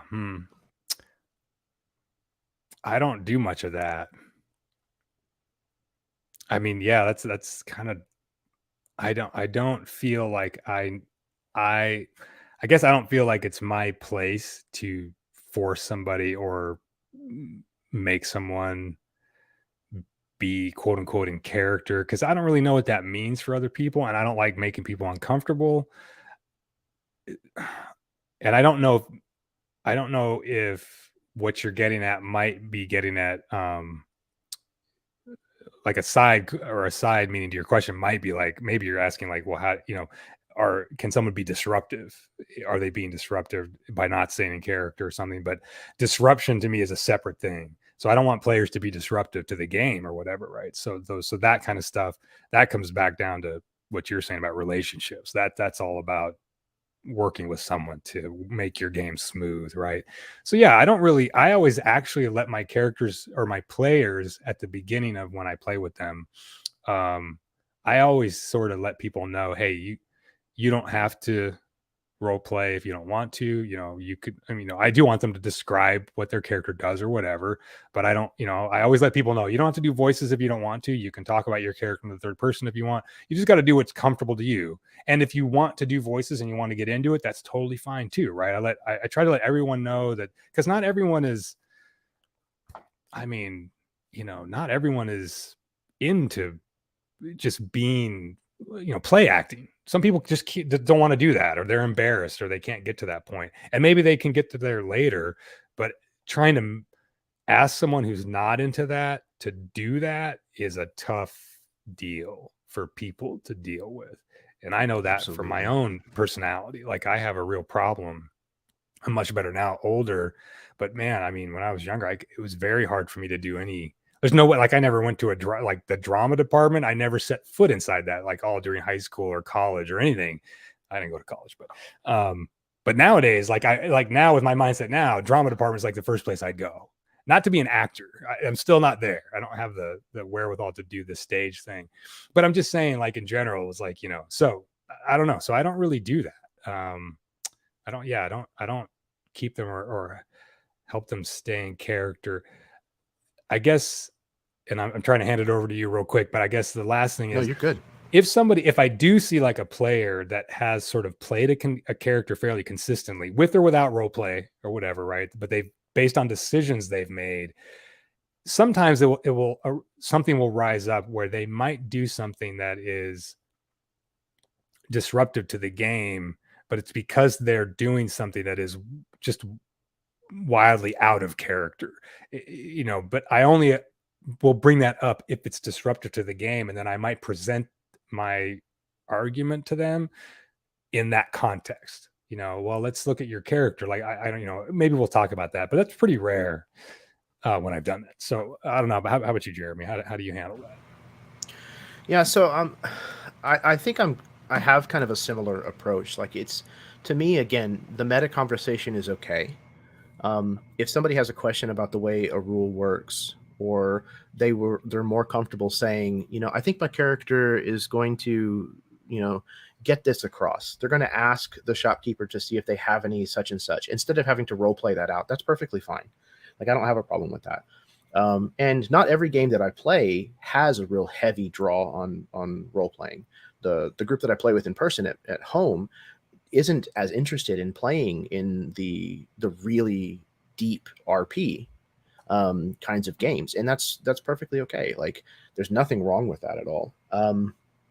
Now, what I'll say is that if I intend to run a game that is more heavily role played, I tend to choose my characters or my players a little more accordingly.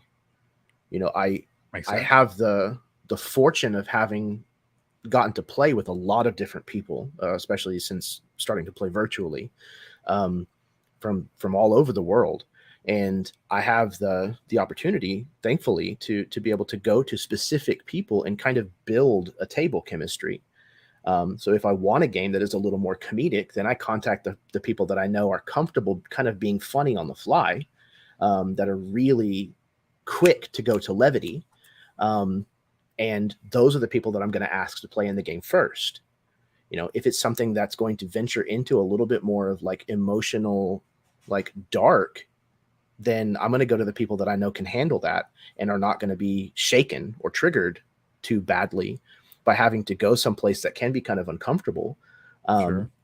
So a lot of that, I think, is stuff that you need to work out in a session zero. That's why I think session zeros are so important, especially for a campaign. One shots, it's a little harder to kind of Sure. vet that. But as far as rules, no, like I think that's unhealthy. Now, I will admit, when I first started DMing, I kind of ran an unhealthy table. And this is something that I picked up from someone else, and I didn't realize that it was unhealthy until much later. But I used to dock XP points for people speaking out of character or checking their phones or that kind of shit. Sure. And after a while, I started realizing that I was the buzzkill in the room. And that's not who I wanted to be, you know, as a dungeon master. That's not the kind of table that I wanted to run. So I very quickly kind of cut that out of my utility belt, so to speak. I think you've got the best advice there. I think the idea is to build your table. You know, if you're building your player base, if you're building your group as the DM, I think that's then you can set up the group you want to play with. So you set up the people. Yeah. Like you said, playing one shots and it's random people or whatever, then at that point it doesn't really matter. It just doesn't matter, right? It's a one shot or whatever. And it's just going to be what it's going to be.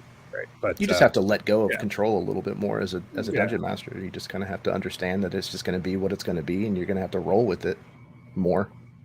Yeah. Understandable. Yeah.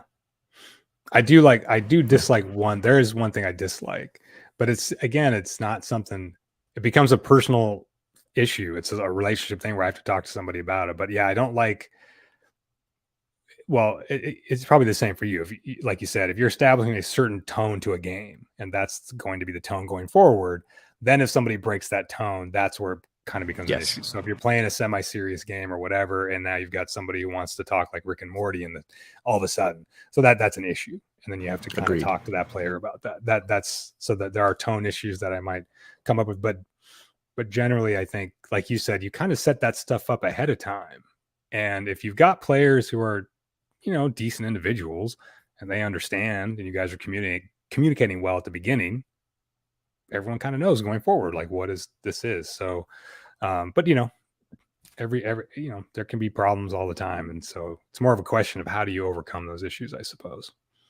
But yeah, it's very true. Well, and like the other side to communication is important to all relationships. Trust is also important to all relationships. And that is also the case at a gaming table. As a player, you're trusting the GM to be fair, to be, you know, mindful, to be present, to have their stuff prepared, or at least, you know, if they can ad lib, you know, being reliable, being consistent, you know, all of these kinds of things are things that are player expectations that you trust that your game master is going to have. And on the other side of that coin, the game master has to be able to trust the players at the table. And so as a player at a table, you have responsibilities. You can't just show up and do whatever the fuck you want just because you're not the game master. Yeah. That's not the social contract that you're signing when you sit down at a table full of people. It's a good way to you put need it. to do I mean, you have to do what you can as a player to make sure that everybody else has fun at the table, to make sure that you make not a good impression. That's the wrong ideology. It's that you do what you can to be invited back. Make yourself a good presence, you know? Be inclusive, be welcoming, be kind to other people. Even if your character's not, you can be as a player. Yes. You know, do what you can to help support the work that the game master has done. If it's obvious that the game master has put a lot of time and effort into kind of this one thing, it's very obvious that they really want you to go to the dark and spooky castle. Go to the fucking dark and spooky castle. Like, don't be an asshole. Like, there's just no reason for that. That's where I differ with you, Jeremy. It's totally fine. Let them not go there. Because guess what? That dungeon's showing up somewhere else. I'm the kind of player that, like, if a GM kind of tips the hand and shows a trap, if my character's intelligence is low enough, I'm going to walk headfirst into it, knowing as a player that I'm screwing myself, because I want to see what they did. That's a, you know, show me the cleverness that you came up with. I'm eager to see it, you know? I know that you spent time doing that, and I don't want that to go to waste. I want to engage with it. But a lot of that is because I'm sitting at a table with a game master that I trust is not out to screw me. Right. Sure. Yeah. If I'm playing with an adversarial DM, fuck that. Yeah. It's on. You know, it's now turned into a board game, and now it's going to be a me versus you, and I'm going to try my best, you know, to come out of here unscathed. But killing players as a dungeon master is not hard. There is no skill involved in that. Yeah, for sure. That's not, you know. Well, yeah, that's the thing. Like you said, for a reason.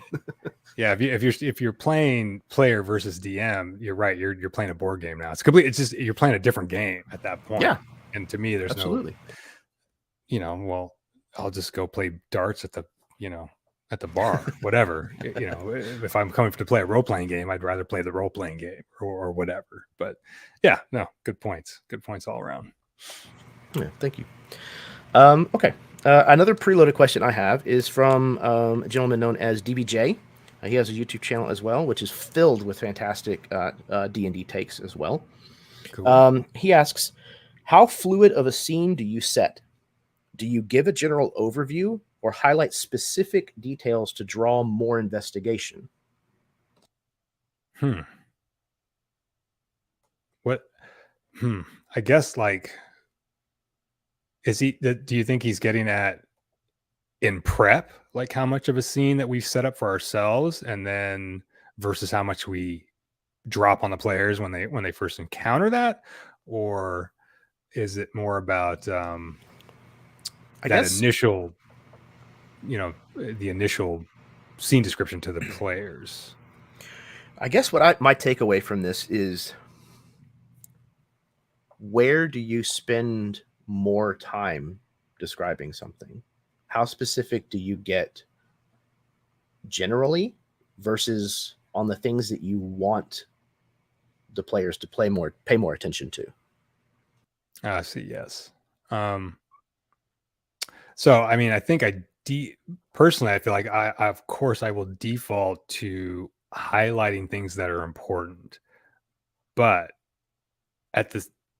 always I'm trying to make sure, talking about players versus DMs, I'm trying to make sure that those, you're trying not to give everything away, right? So you're like, okay, I know there's a secret door by the bookcase, so I'm going to highlight the bookcase in some way, but I've got to sort of equally highlight the desk so that it's not like, oh, I'm just telling you to go to the bookcase, right?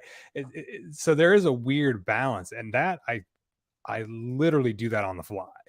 I don't know any other way to sort of do that, but that's sort of always the process that's the equation in my mind. Okay, I know what the key things are, but I also don't want to just give you the key things, because what fun is that when you play the video game, right? If all the key things are just highlighted, well, that's just dumb, right?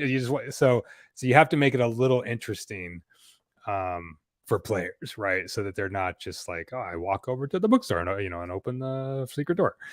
You want to give them some sense of of ability to explore the room, right, or explore the space.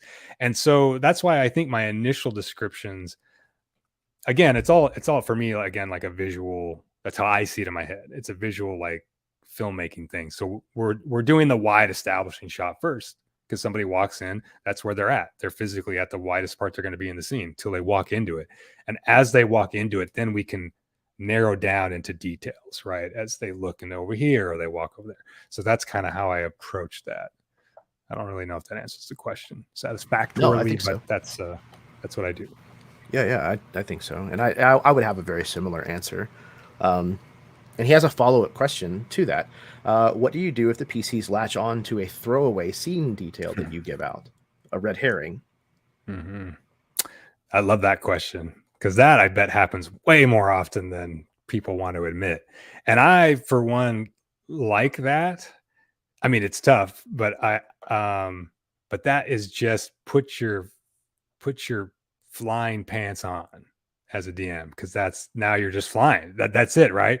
Let them go, jump in the rocket ship, and now you're hauling ass and you're making shit up on the fly. That's what DMing is. Like, to me, that's the quintessential dungeon mastering moment.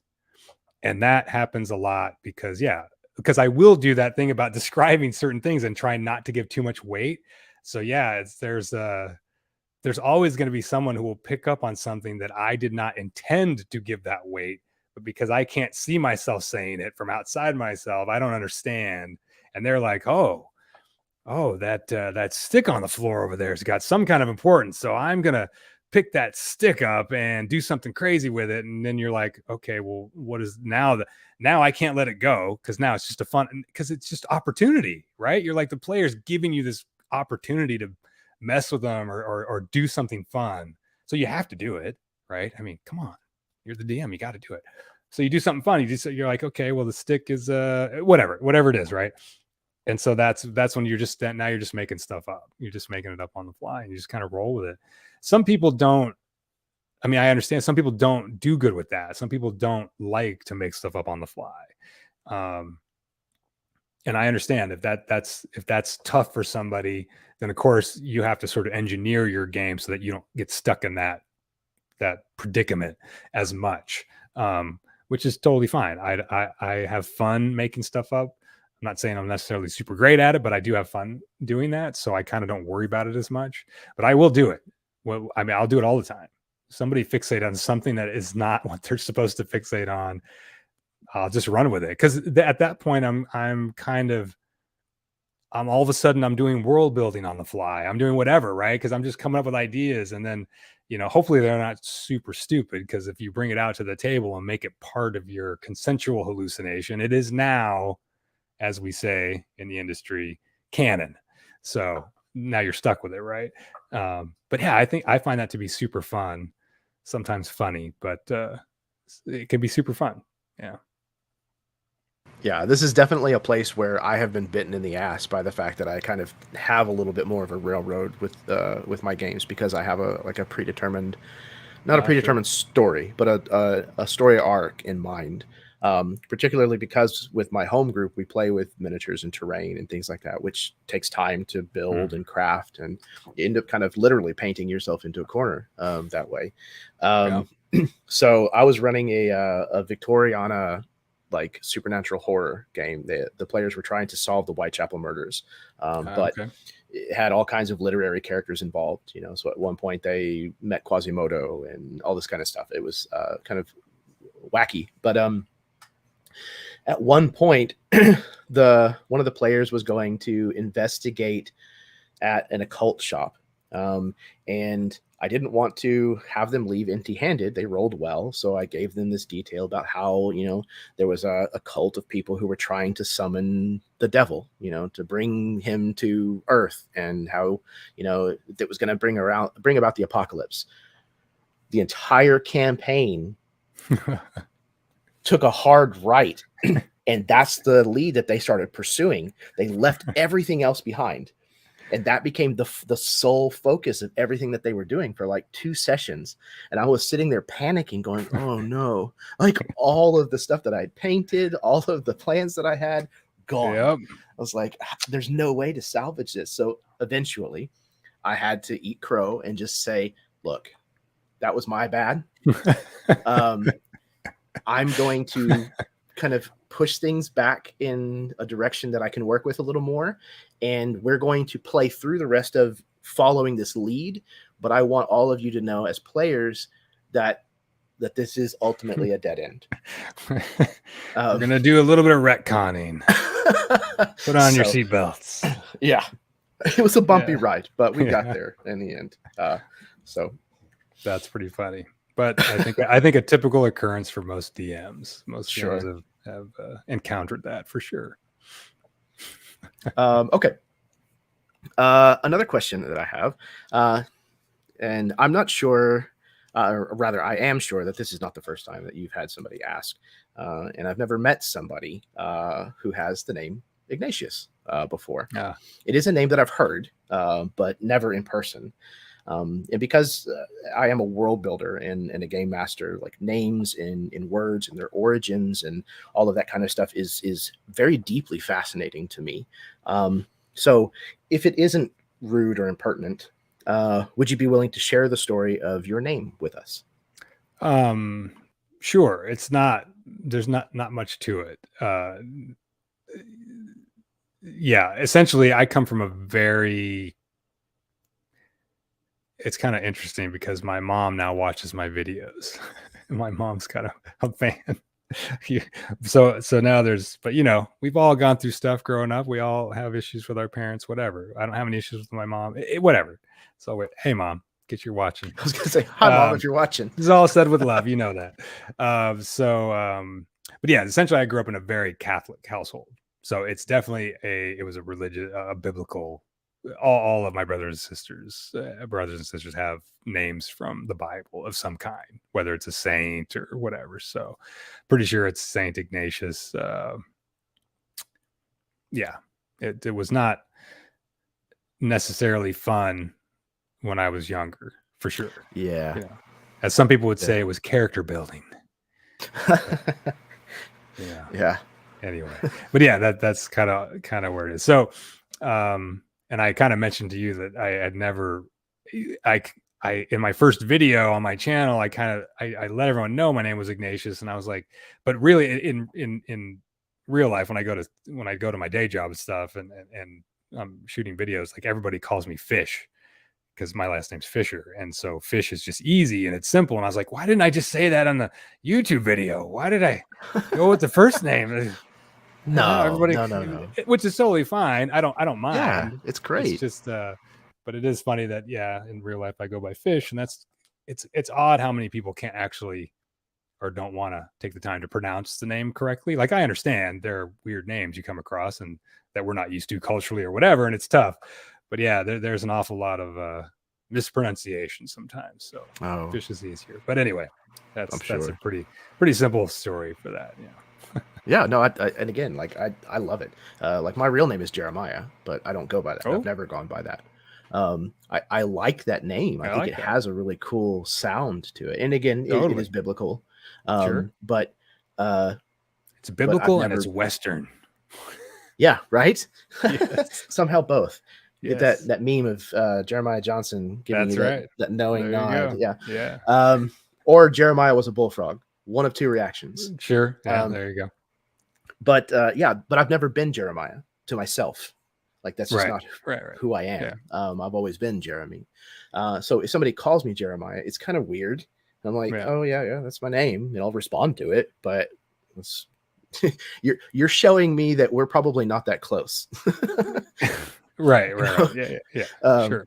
But yeah, it's it's always just really, really interesting to hear the story, of where a name comes from. I love it. So yeah, it's cool. I actually really like the name Ignatius. I think it's actually really kind of badass. Honestly, I enjoy it now as well. Just not at the beginning. Yeah, as a kid, all bets are off. But That's to be fair. fair, if it wasn't your name, it'd be something else. Like that's Of just what course. kids do. You're absolutely right. That's They're exactly just correct. little fucking heathens, and there's Damn nothing it, to be Jerry. done about it. Yes. Yes. We all start out as heathens. Yes. That is for sure. Savages and heathens. Yes. That's true. Read Lord of the Flies. Yeah. So, all right. We have another question from, oh God, I'm not going to be able to say this name. Komsomolets. Hopefully that's close. They ask, great picture, by the way. Vigo asks, do you have any tools for balancing tension and humor? I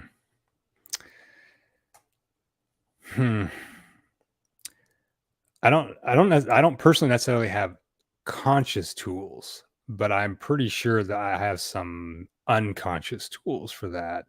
And a lot of it I think has to do with timing. And I don't have this. I can't, there's not something where I could say, do this. There's a formula, because I don't think there is. I think it's something you just have a natural talent for grasping it, or you kind of pay conscious attention to how long has it been since we've had a laugh, or we've broken tension, or how long has it been grim, right? And you can kind of get this from, I don't watch a lot of horror movies. I like really good ones, but I'm a pretty big snob, so a lot of horror movies do not hit the mark. I am with horror movies as well. and gore does not just count as good filmmaking to me. It's sometimes I'm like, yeah, anyway. But there's a thing with horror movies, right? And you can, obviously a lot of horror movies have some comedy in them, whether they're, whether they're comedy horrors or whatever, but every horror movie worth its salt has some comic relief in it. That's literally a storytelling mechanic, because you can't okay, there's an exception to every rule, and we'll bring up Cormac McCarthy. He's the exception to this rule. Like, if you read The Road, you don't laugh while you read that book. So that's an exception to me. There's nothing, he doesn't put any comic relief into that, and it's a gnarly thing. But it stands alone. It stands on this other side, right? As sort of the antithesis to the actual. It's the exception that proves the rule. So every horror movie, every horror story has always got some moment of comedy, something that breaks that tension, because you can't just grind yourself in. And your players will, you can see it. You can see the fatigue hitting people if the tone is too grim, and it just starts to, boredom will start to present itself. People get fidgety or whatever, just different ways. So you just kind of, again, it's about relationships. You're in a room with people, it's reading people. It's understanding what they feel like. So that, yeah. And then of course you can't just, manifest a moment of comedy like at any point, right? It has to happen at a point that works. And yeah, and that's a tough thing to do, I think, in a role-playing game, if you don't have an innate sort of sense of timing. I wouldn't know how to teach someone how to do that. It's a different thing. If you're writing a story, that's a mechanical thing where you can write in, oh, I need a point of tension breaking right here. So that's, well, fine. You can take time. It's not real time. You're not doing it in front of people. But when you're doing it in a group, that's an odd thing but maybe comedy's not even the only thing that can break tension, right? There can be other things that break tension other than just something funny, right? It's just, the point of breaking the tension is to breaking the tension, however you do that, right? Maybe it's even literally like, hey, it's time for cookies. It's time for a break, whatever. If it's literally getting to that point, you're like, okay, this is too much, and I don't know how to, I need to give us a break. I can't come up with a joke on the fly or whatever, then it might literally be time to take a break. Take 5 minutes at the table, let everybody relax for a moment. and then they can come back into it. So I don't know. What are your thoughts on that, Jeremy? Yeah, I mean, you made several fantastic points that I would probably reiterate, and I would even go so far as to say the road probably has some of those non-levity tension-breaking moments in it.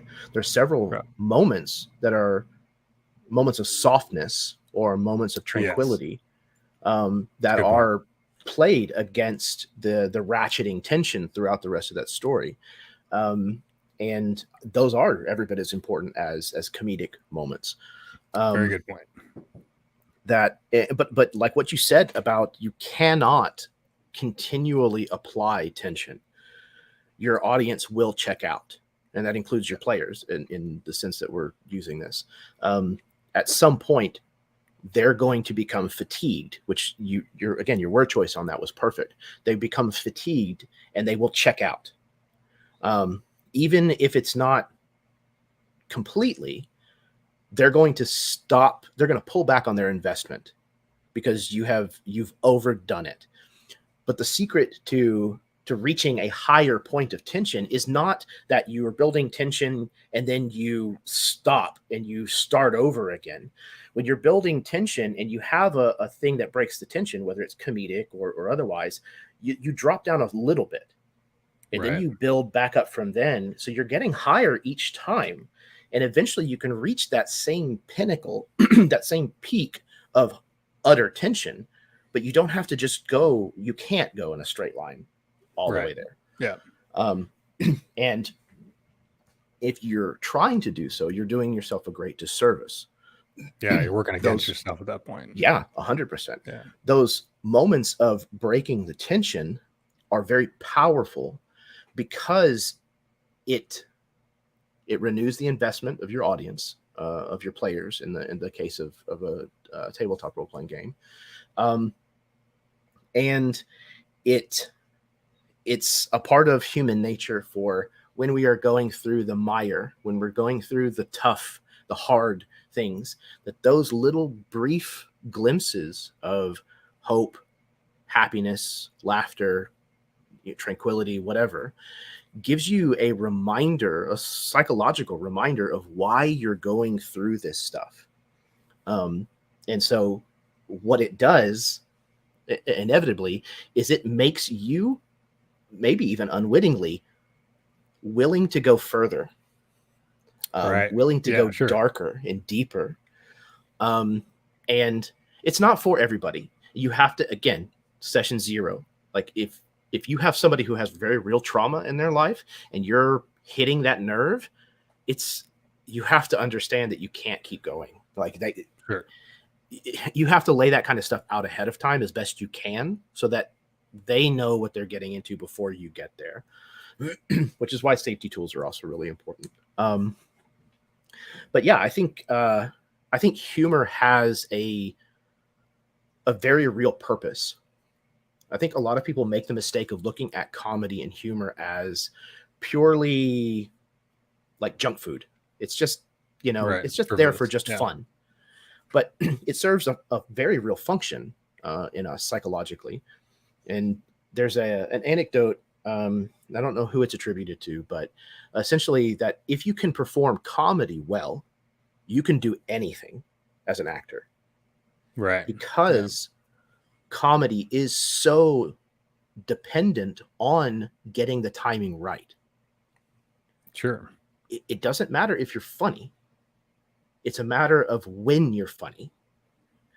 Yeah. If you can be funny in the right moments and you can apply the right amount of humor to a situation, you're going to be king. That's what Robin Williams was so great at. Yeah.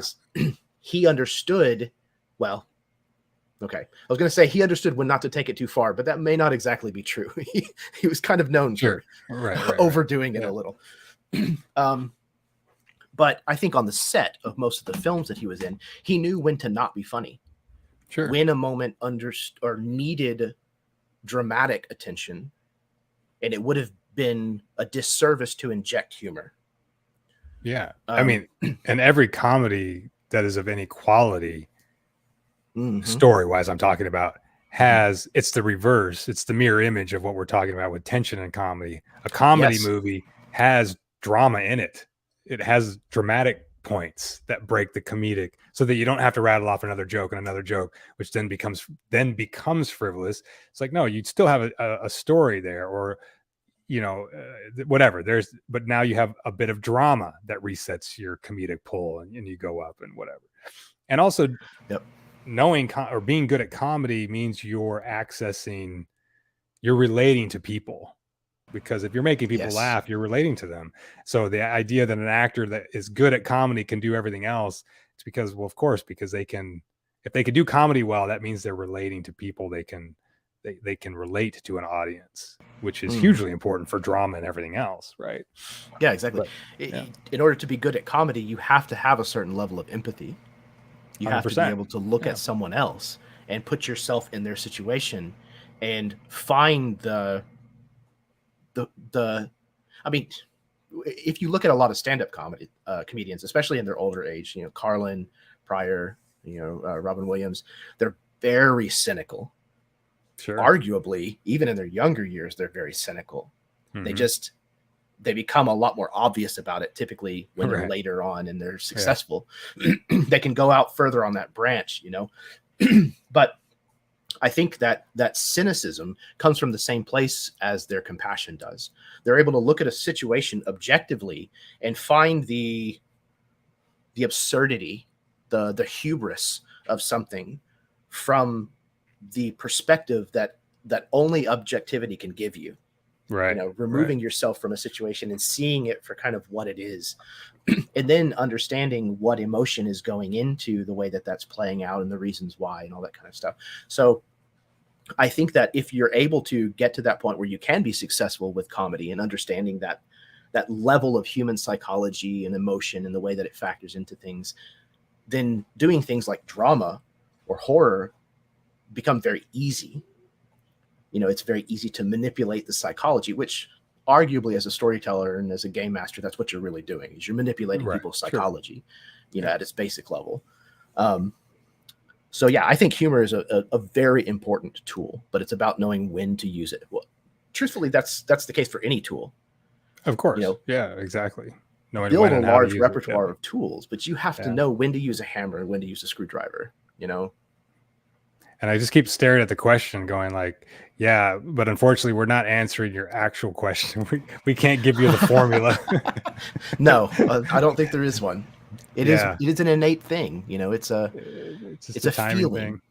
But I think at the bare minimum, if you just sort of keep an eye on what your players are feeling, so you just keep an eye on their fatigue, for sure. That's when it'll you'll know, like, okay, we need a break in here of some kind, whatever that is. So yeah. Good luck. Reading the room, reading the table is a huge thing to hone as a game master. Being aware of kind of like the temperature of things is very important. Okay, I'm going to try not to keep you too much. I know we're rolling over 2 hours here, but let's see what else here. Okay, last talking point that I have a couple of other questions, but this is the last talking point I have. I consider myself to be a pretty cinematic player and a game master. We've talked a little bit about this throughout tonight. Movies are another lifelong passion of mine, and my brain definitely defaults, like you were talking about, it kind of defaults to that sort of framework whenever I'm gaming. And I tend to use a lot of cinematic terms whenever I'm describing things, pan, zoom, cut, wipe. And at times I will use the term camera, usually unintentional, but it does happen more often than I'd like to admit. Do you think that this sort of language is beneficial or detrimental in terms of TTRPGs, and why? I think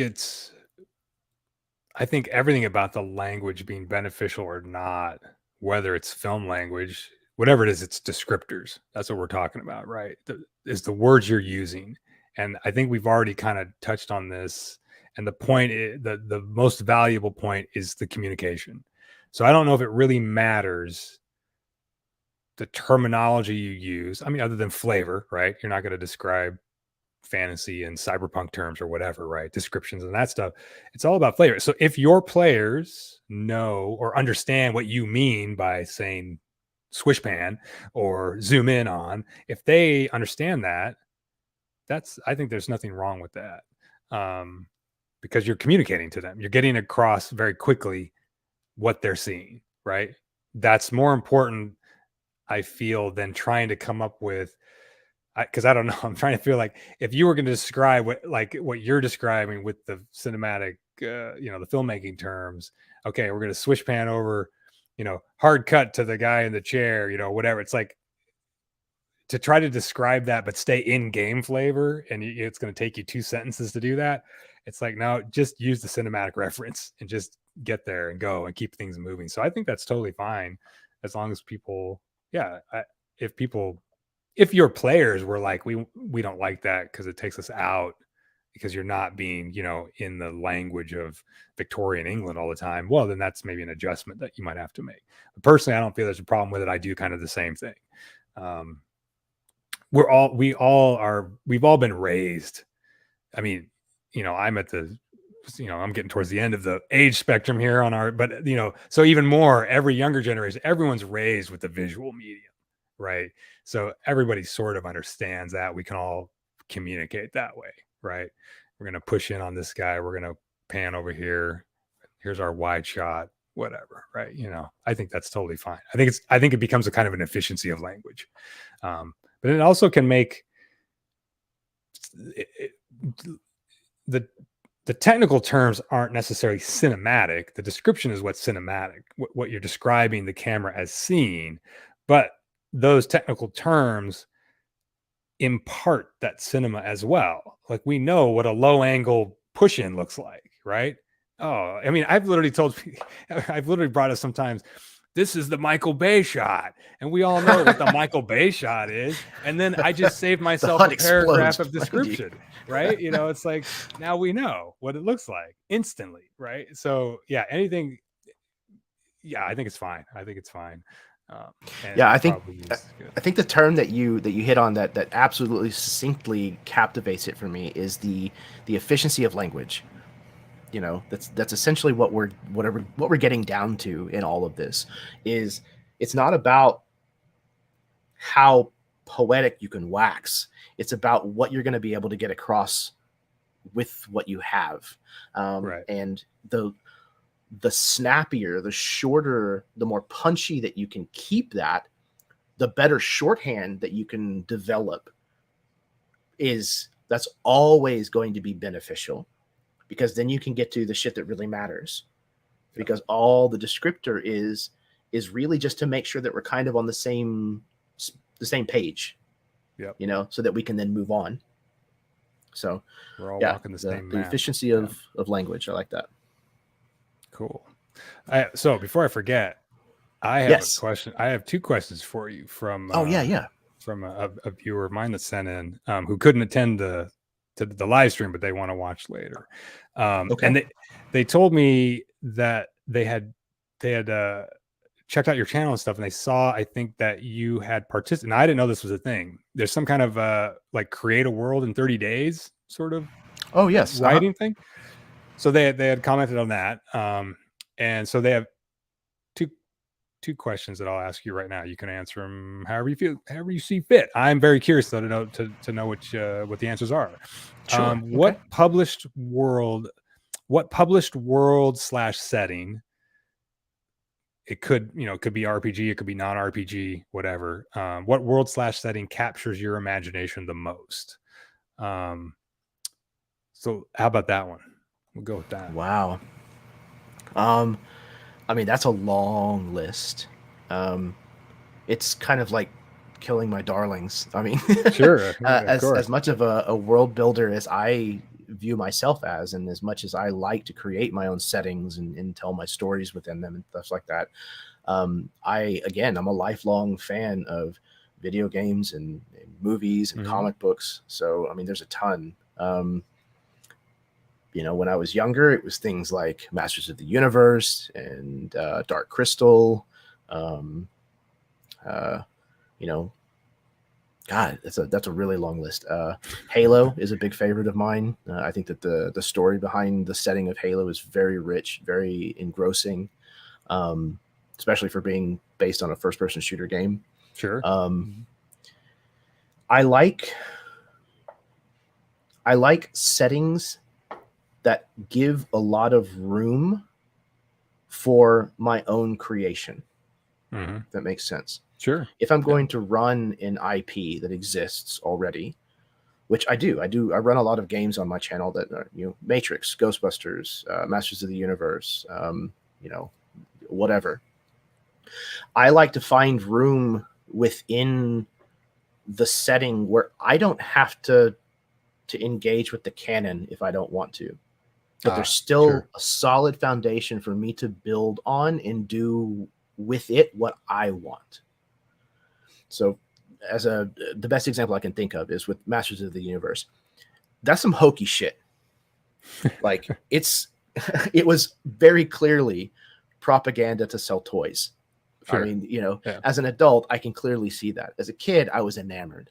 So how do I tell a story in that setting now as an adult with the kinds of sensitivities and appreciations that I have? Well, for me, the answer was to tell a story of Masters of the Universe that takes place in that realm, that world, except I'm going to use a coat of paint off of the shelf of heavy metal.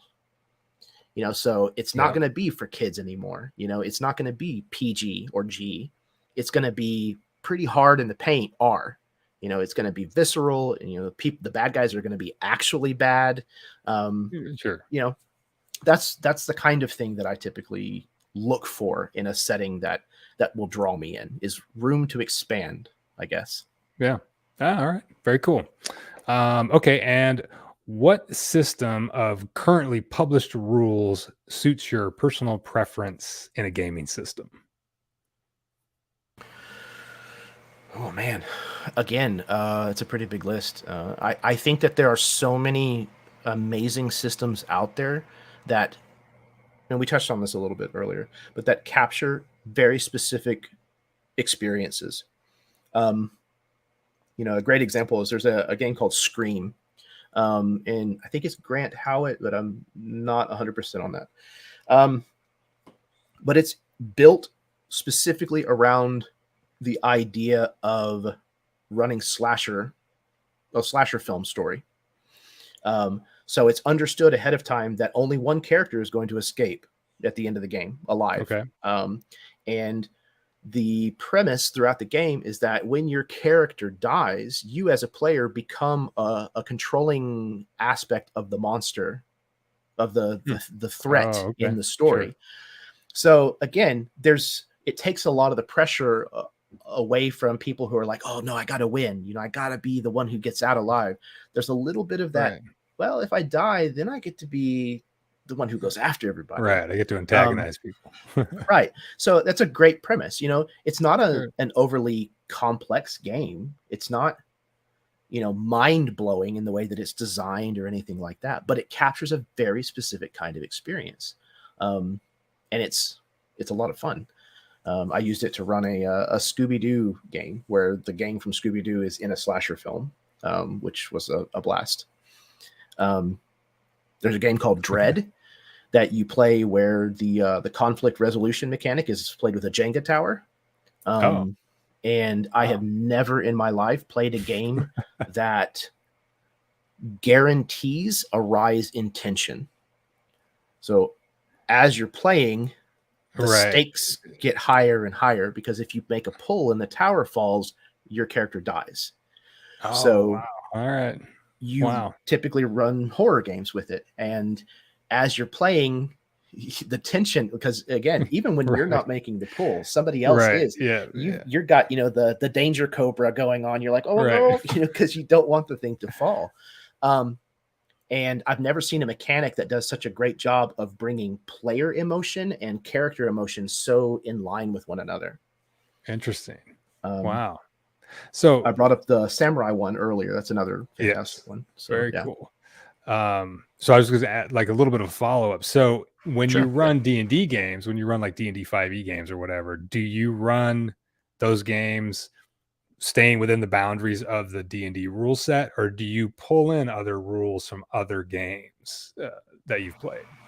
Yeah, I absolutely pull in rules from other systems. I'm Okay. constantly on the lookout for rules that I think accomplish something specific. I've touched on running a chase scene earlier. Right. Yeah, I came up with my own rules that I think capture the essence and the feeling of a chase scene much better than the rules that are presented in the DMG. And so I definitely do that kind of stuff.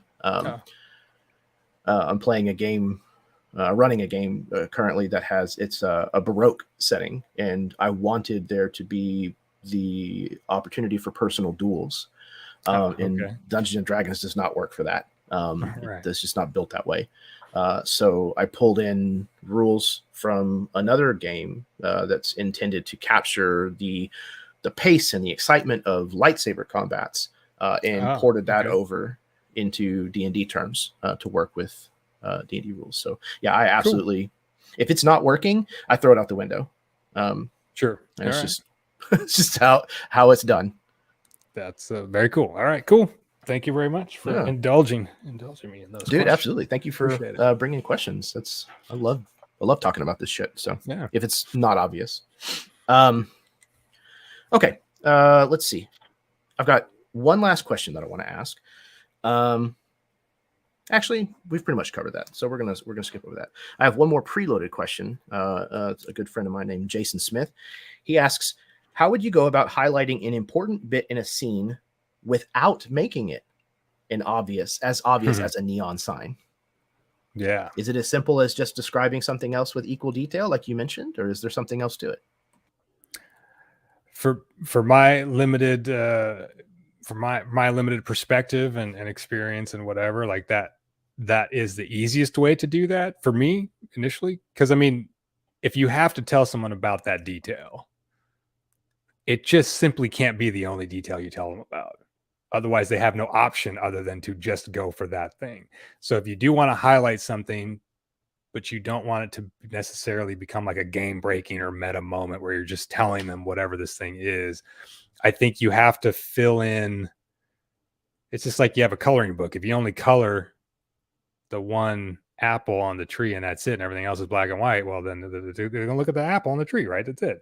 So you got to fill in a little bit. You got to draw in some of the leaves over here, and maybe another apple that's smaller. Schindler's List syndrome. Exactly, the red jacket, of course, yeah. So I mean, obviously that's just, you can use that technique when you want the opposite, of course, right? But I feel like it's just, and then everything that to me, the value of that is twofold. One is, yes, you're sort of bondoing in that detail so it doesn't jump right out, and it gives the players, a chance to sort of like experience the scene for a minute before they discover the secret door or whatever it is.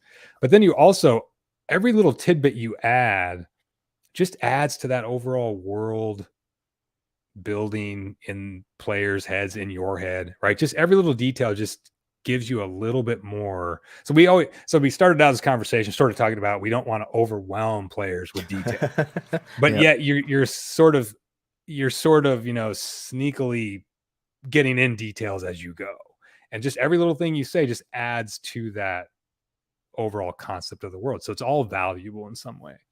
But yeah, do you have another idea as far as like, accomplishing what he's asking for?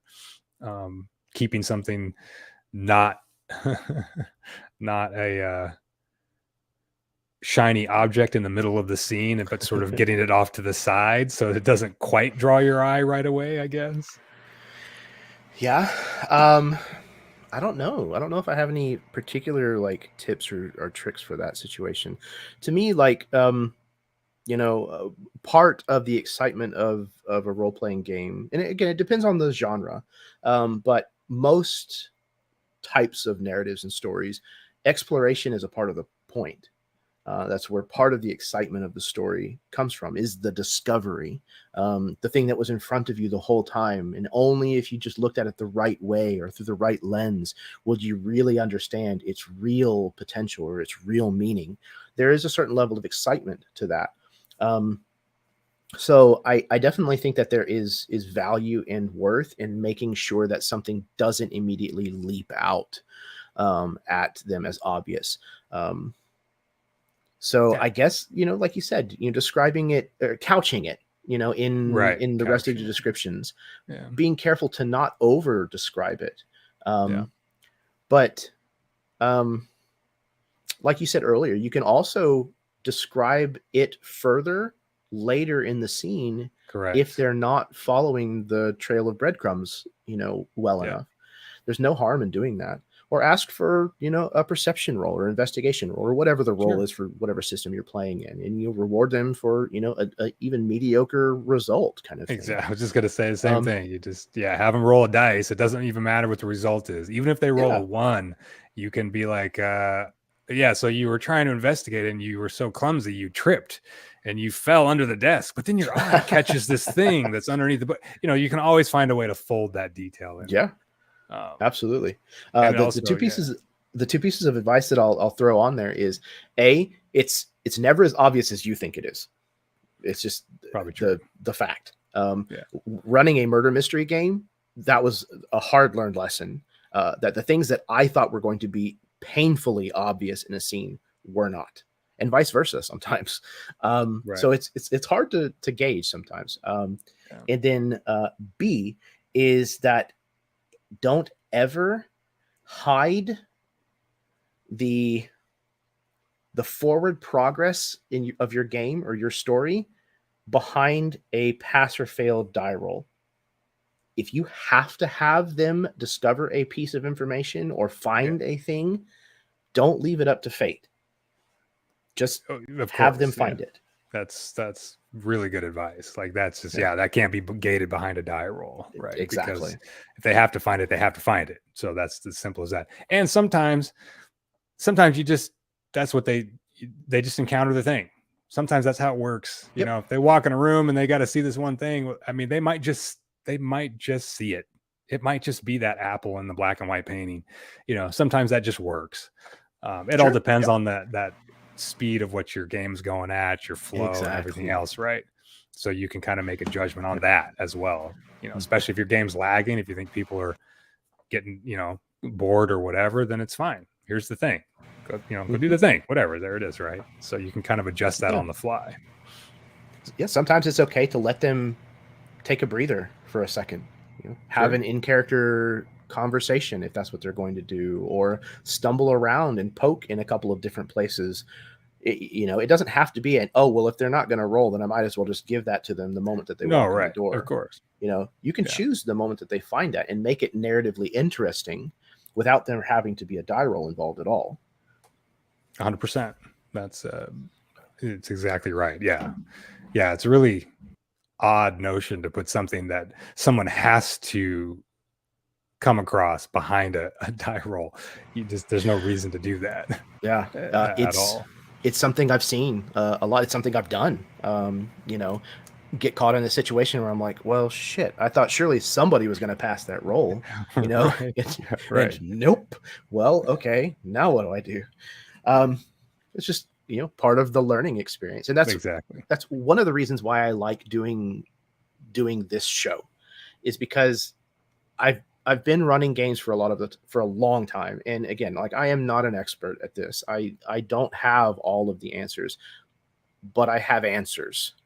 Right. And most of them are things that I've learned through trial and error. And I get to try to share some of what I've learned through having these kinds of conversations, and learn things that I didn't think of, or consider them from a point of view that I hadn't before. These are useful for me too. Very good. Okay, we have one more question from the audience, and then I can let you go and spend the rest of your evening without me badgering you. It's all good. It's been fun. This is another question from Vigo. I'm just going to call him that. What do you consider is the most underrated universe? One that isn't as well known as it should be?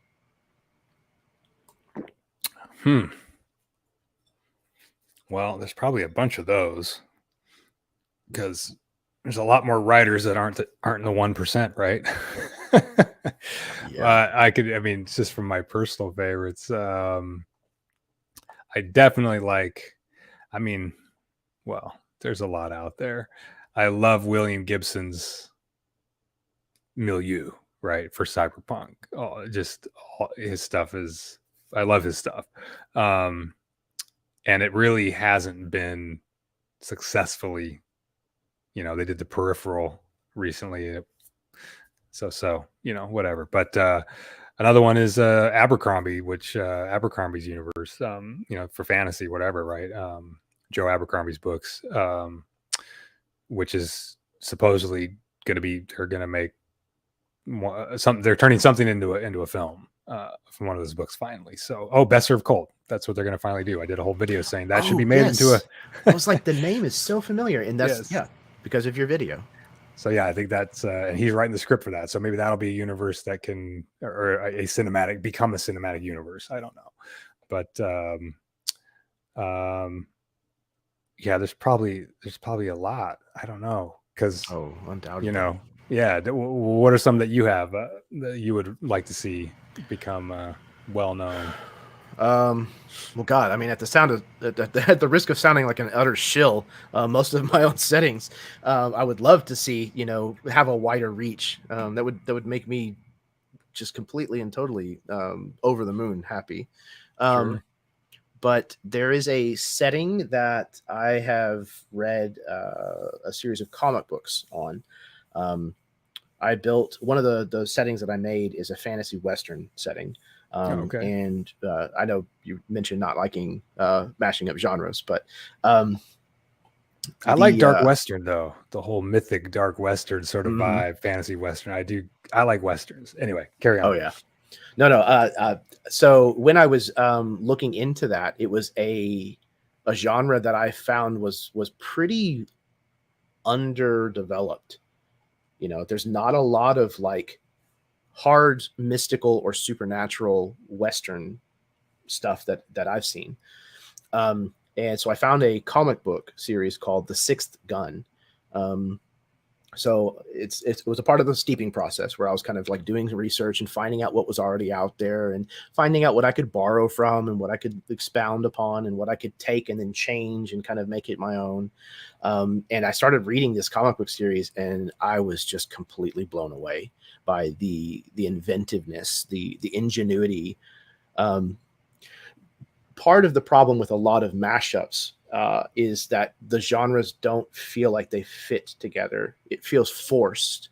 Right. But when it's done well, and it's like, oh, of course those two things marry together. That makes perfect sense. And it's such a fresh look at both of those original things and is now something wholly new. I love that. And that series is absolutely chock full of them. And I would love to see that optioned into a television series would probably be best. I wrote that down so I can check it out. Yeah. The Sixth Gun. Cool. The Sixth Gun. It's amazing. Very cool. Overarching premise, not to sell it any harder than I have to, but basically there are 6 apocalyptic weapons that throughout human history have cropped up again and again. Anytime the slate needs to be wiped clean.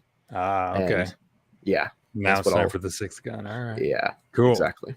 So it's a absolutely beautiful series. So very cool. Check it out. All right. Yeah. Cool. Well, this has been pretty fun, man. All right. Yeah, man. This was a blast. So thank you very, very much for having me on to come on. Yeah. And for chatting with me for 2.5 hours. I appreciate you humoring me. Super cool. I told you I could talk a lot, man. It's all good. Oh, same, especially about this kind of stuff, like all day long. So yeah, why don't you touch again on where everybody can find you and what you're going to get up to, and then we're going to close it out. Find me over at Tabletop Alchemy. We'll new video every Thursday. So far, I've let me knock on wood. I've kept that schedule up. So anyway, that's it. Tabletop Alchemy. You can find stuff over there. Any future projects and stuff like that, we'll talk about that over there. There's nothing up front right now other than the videos right now coming out. So, hey, man, you're knocking it out of the park as far as I'm concerned. Like I said, I've been invested ever since you started. I really look forward to. Yeah, absolutely. I really look forward to what you're going to do next. I'll watch it with interest. All right. So yeah, man, thank you so much for tuning in. The Cool. same kind of way I end up every night. The last thing I'm going to say is that kindness is a free action. It costs you absolutely nothing to be nice to people. And the world's kind of in a shitty state at the moment, if you hadn't noticed. So it needs more positivity. So if what you can do is be kind to someone and that costs you absolutely nothing, and it can make a world of difference to the person that you're interacting with, why not? Put more positivity out there, please. How dare you talk sense, man? How dare you? Fuck me. No. All right. So we're going to call it a night. Good night, everybody. And until next time, may your dice roll high and your snacks always be within reach.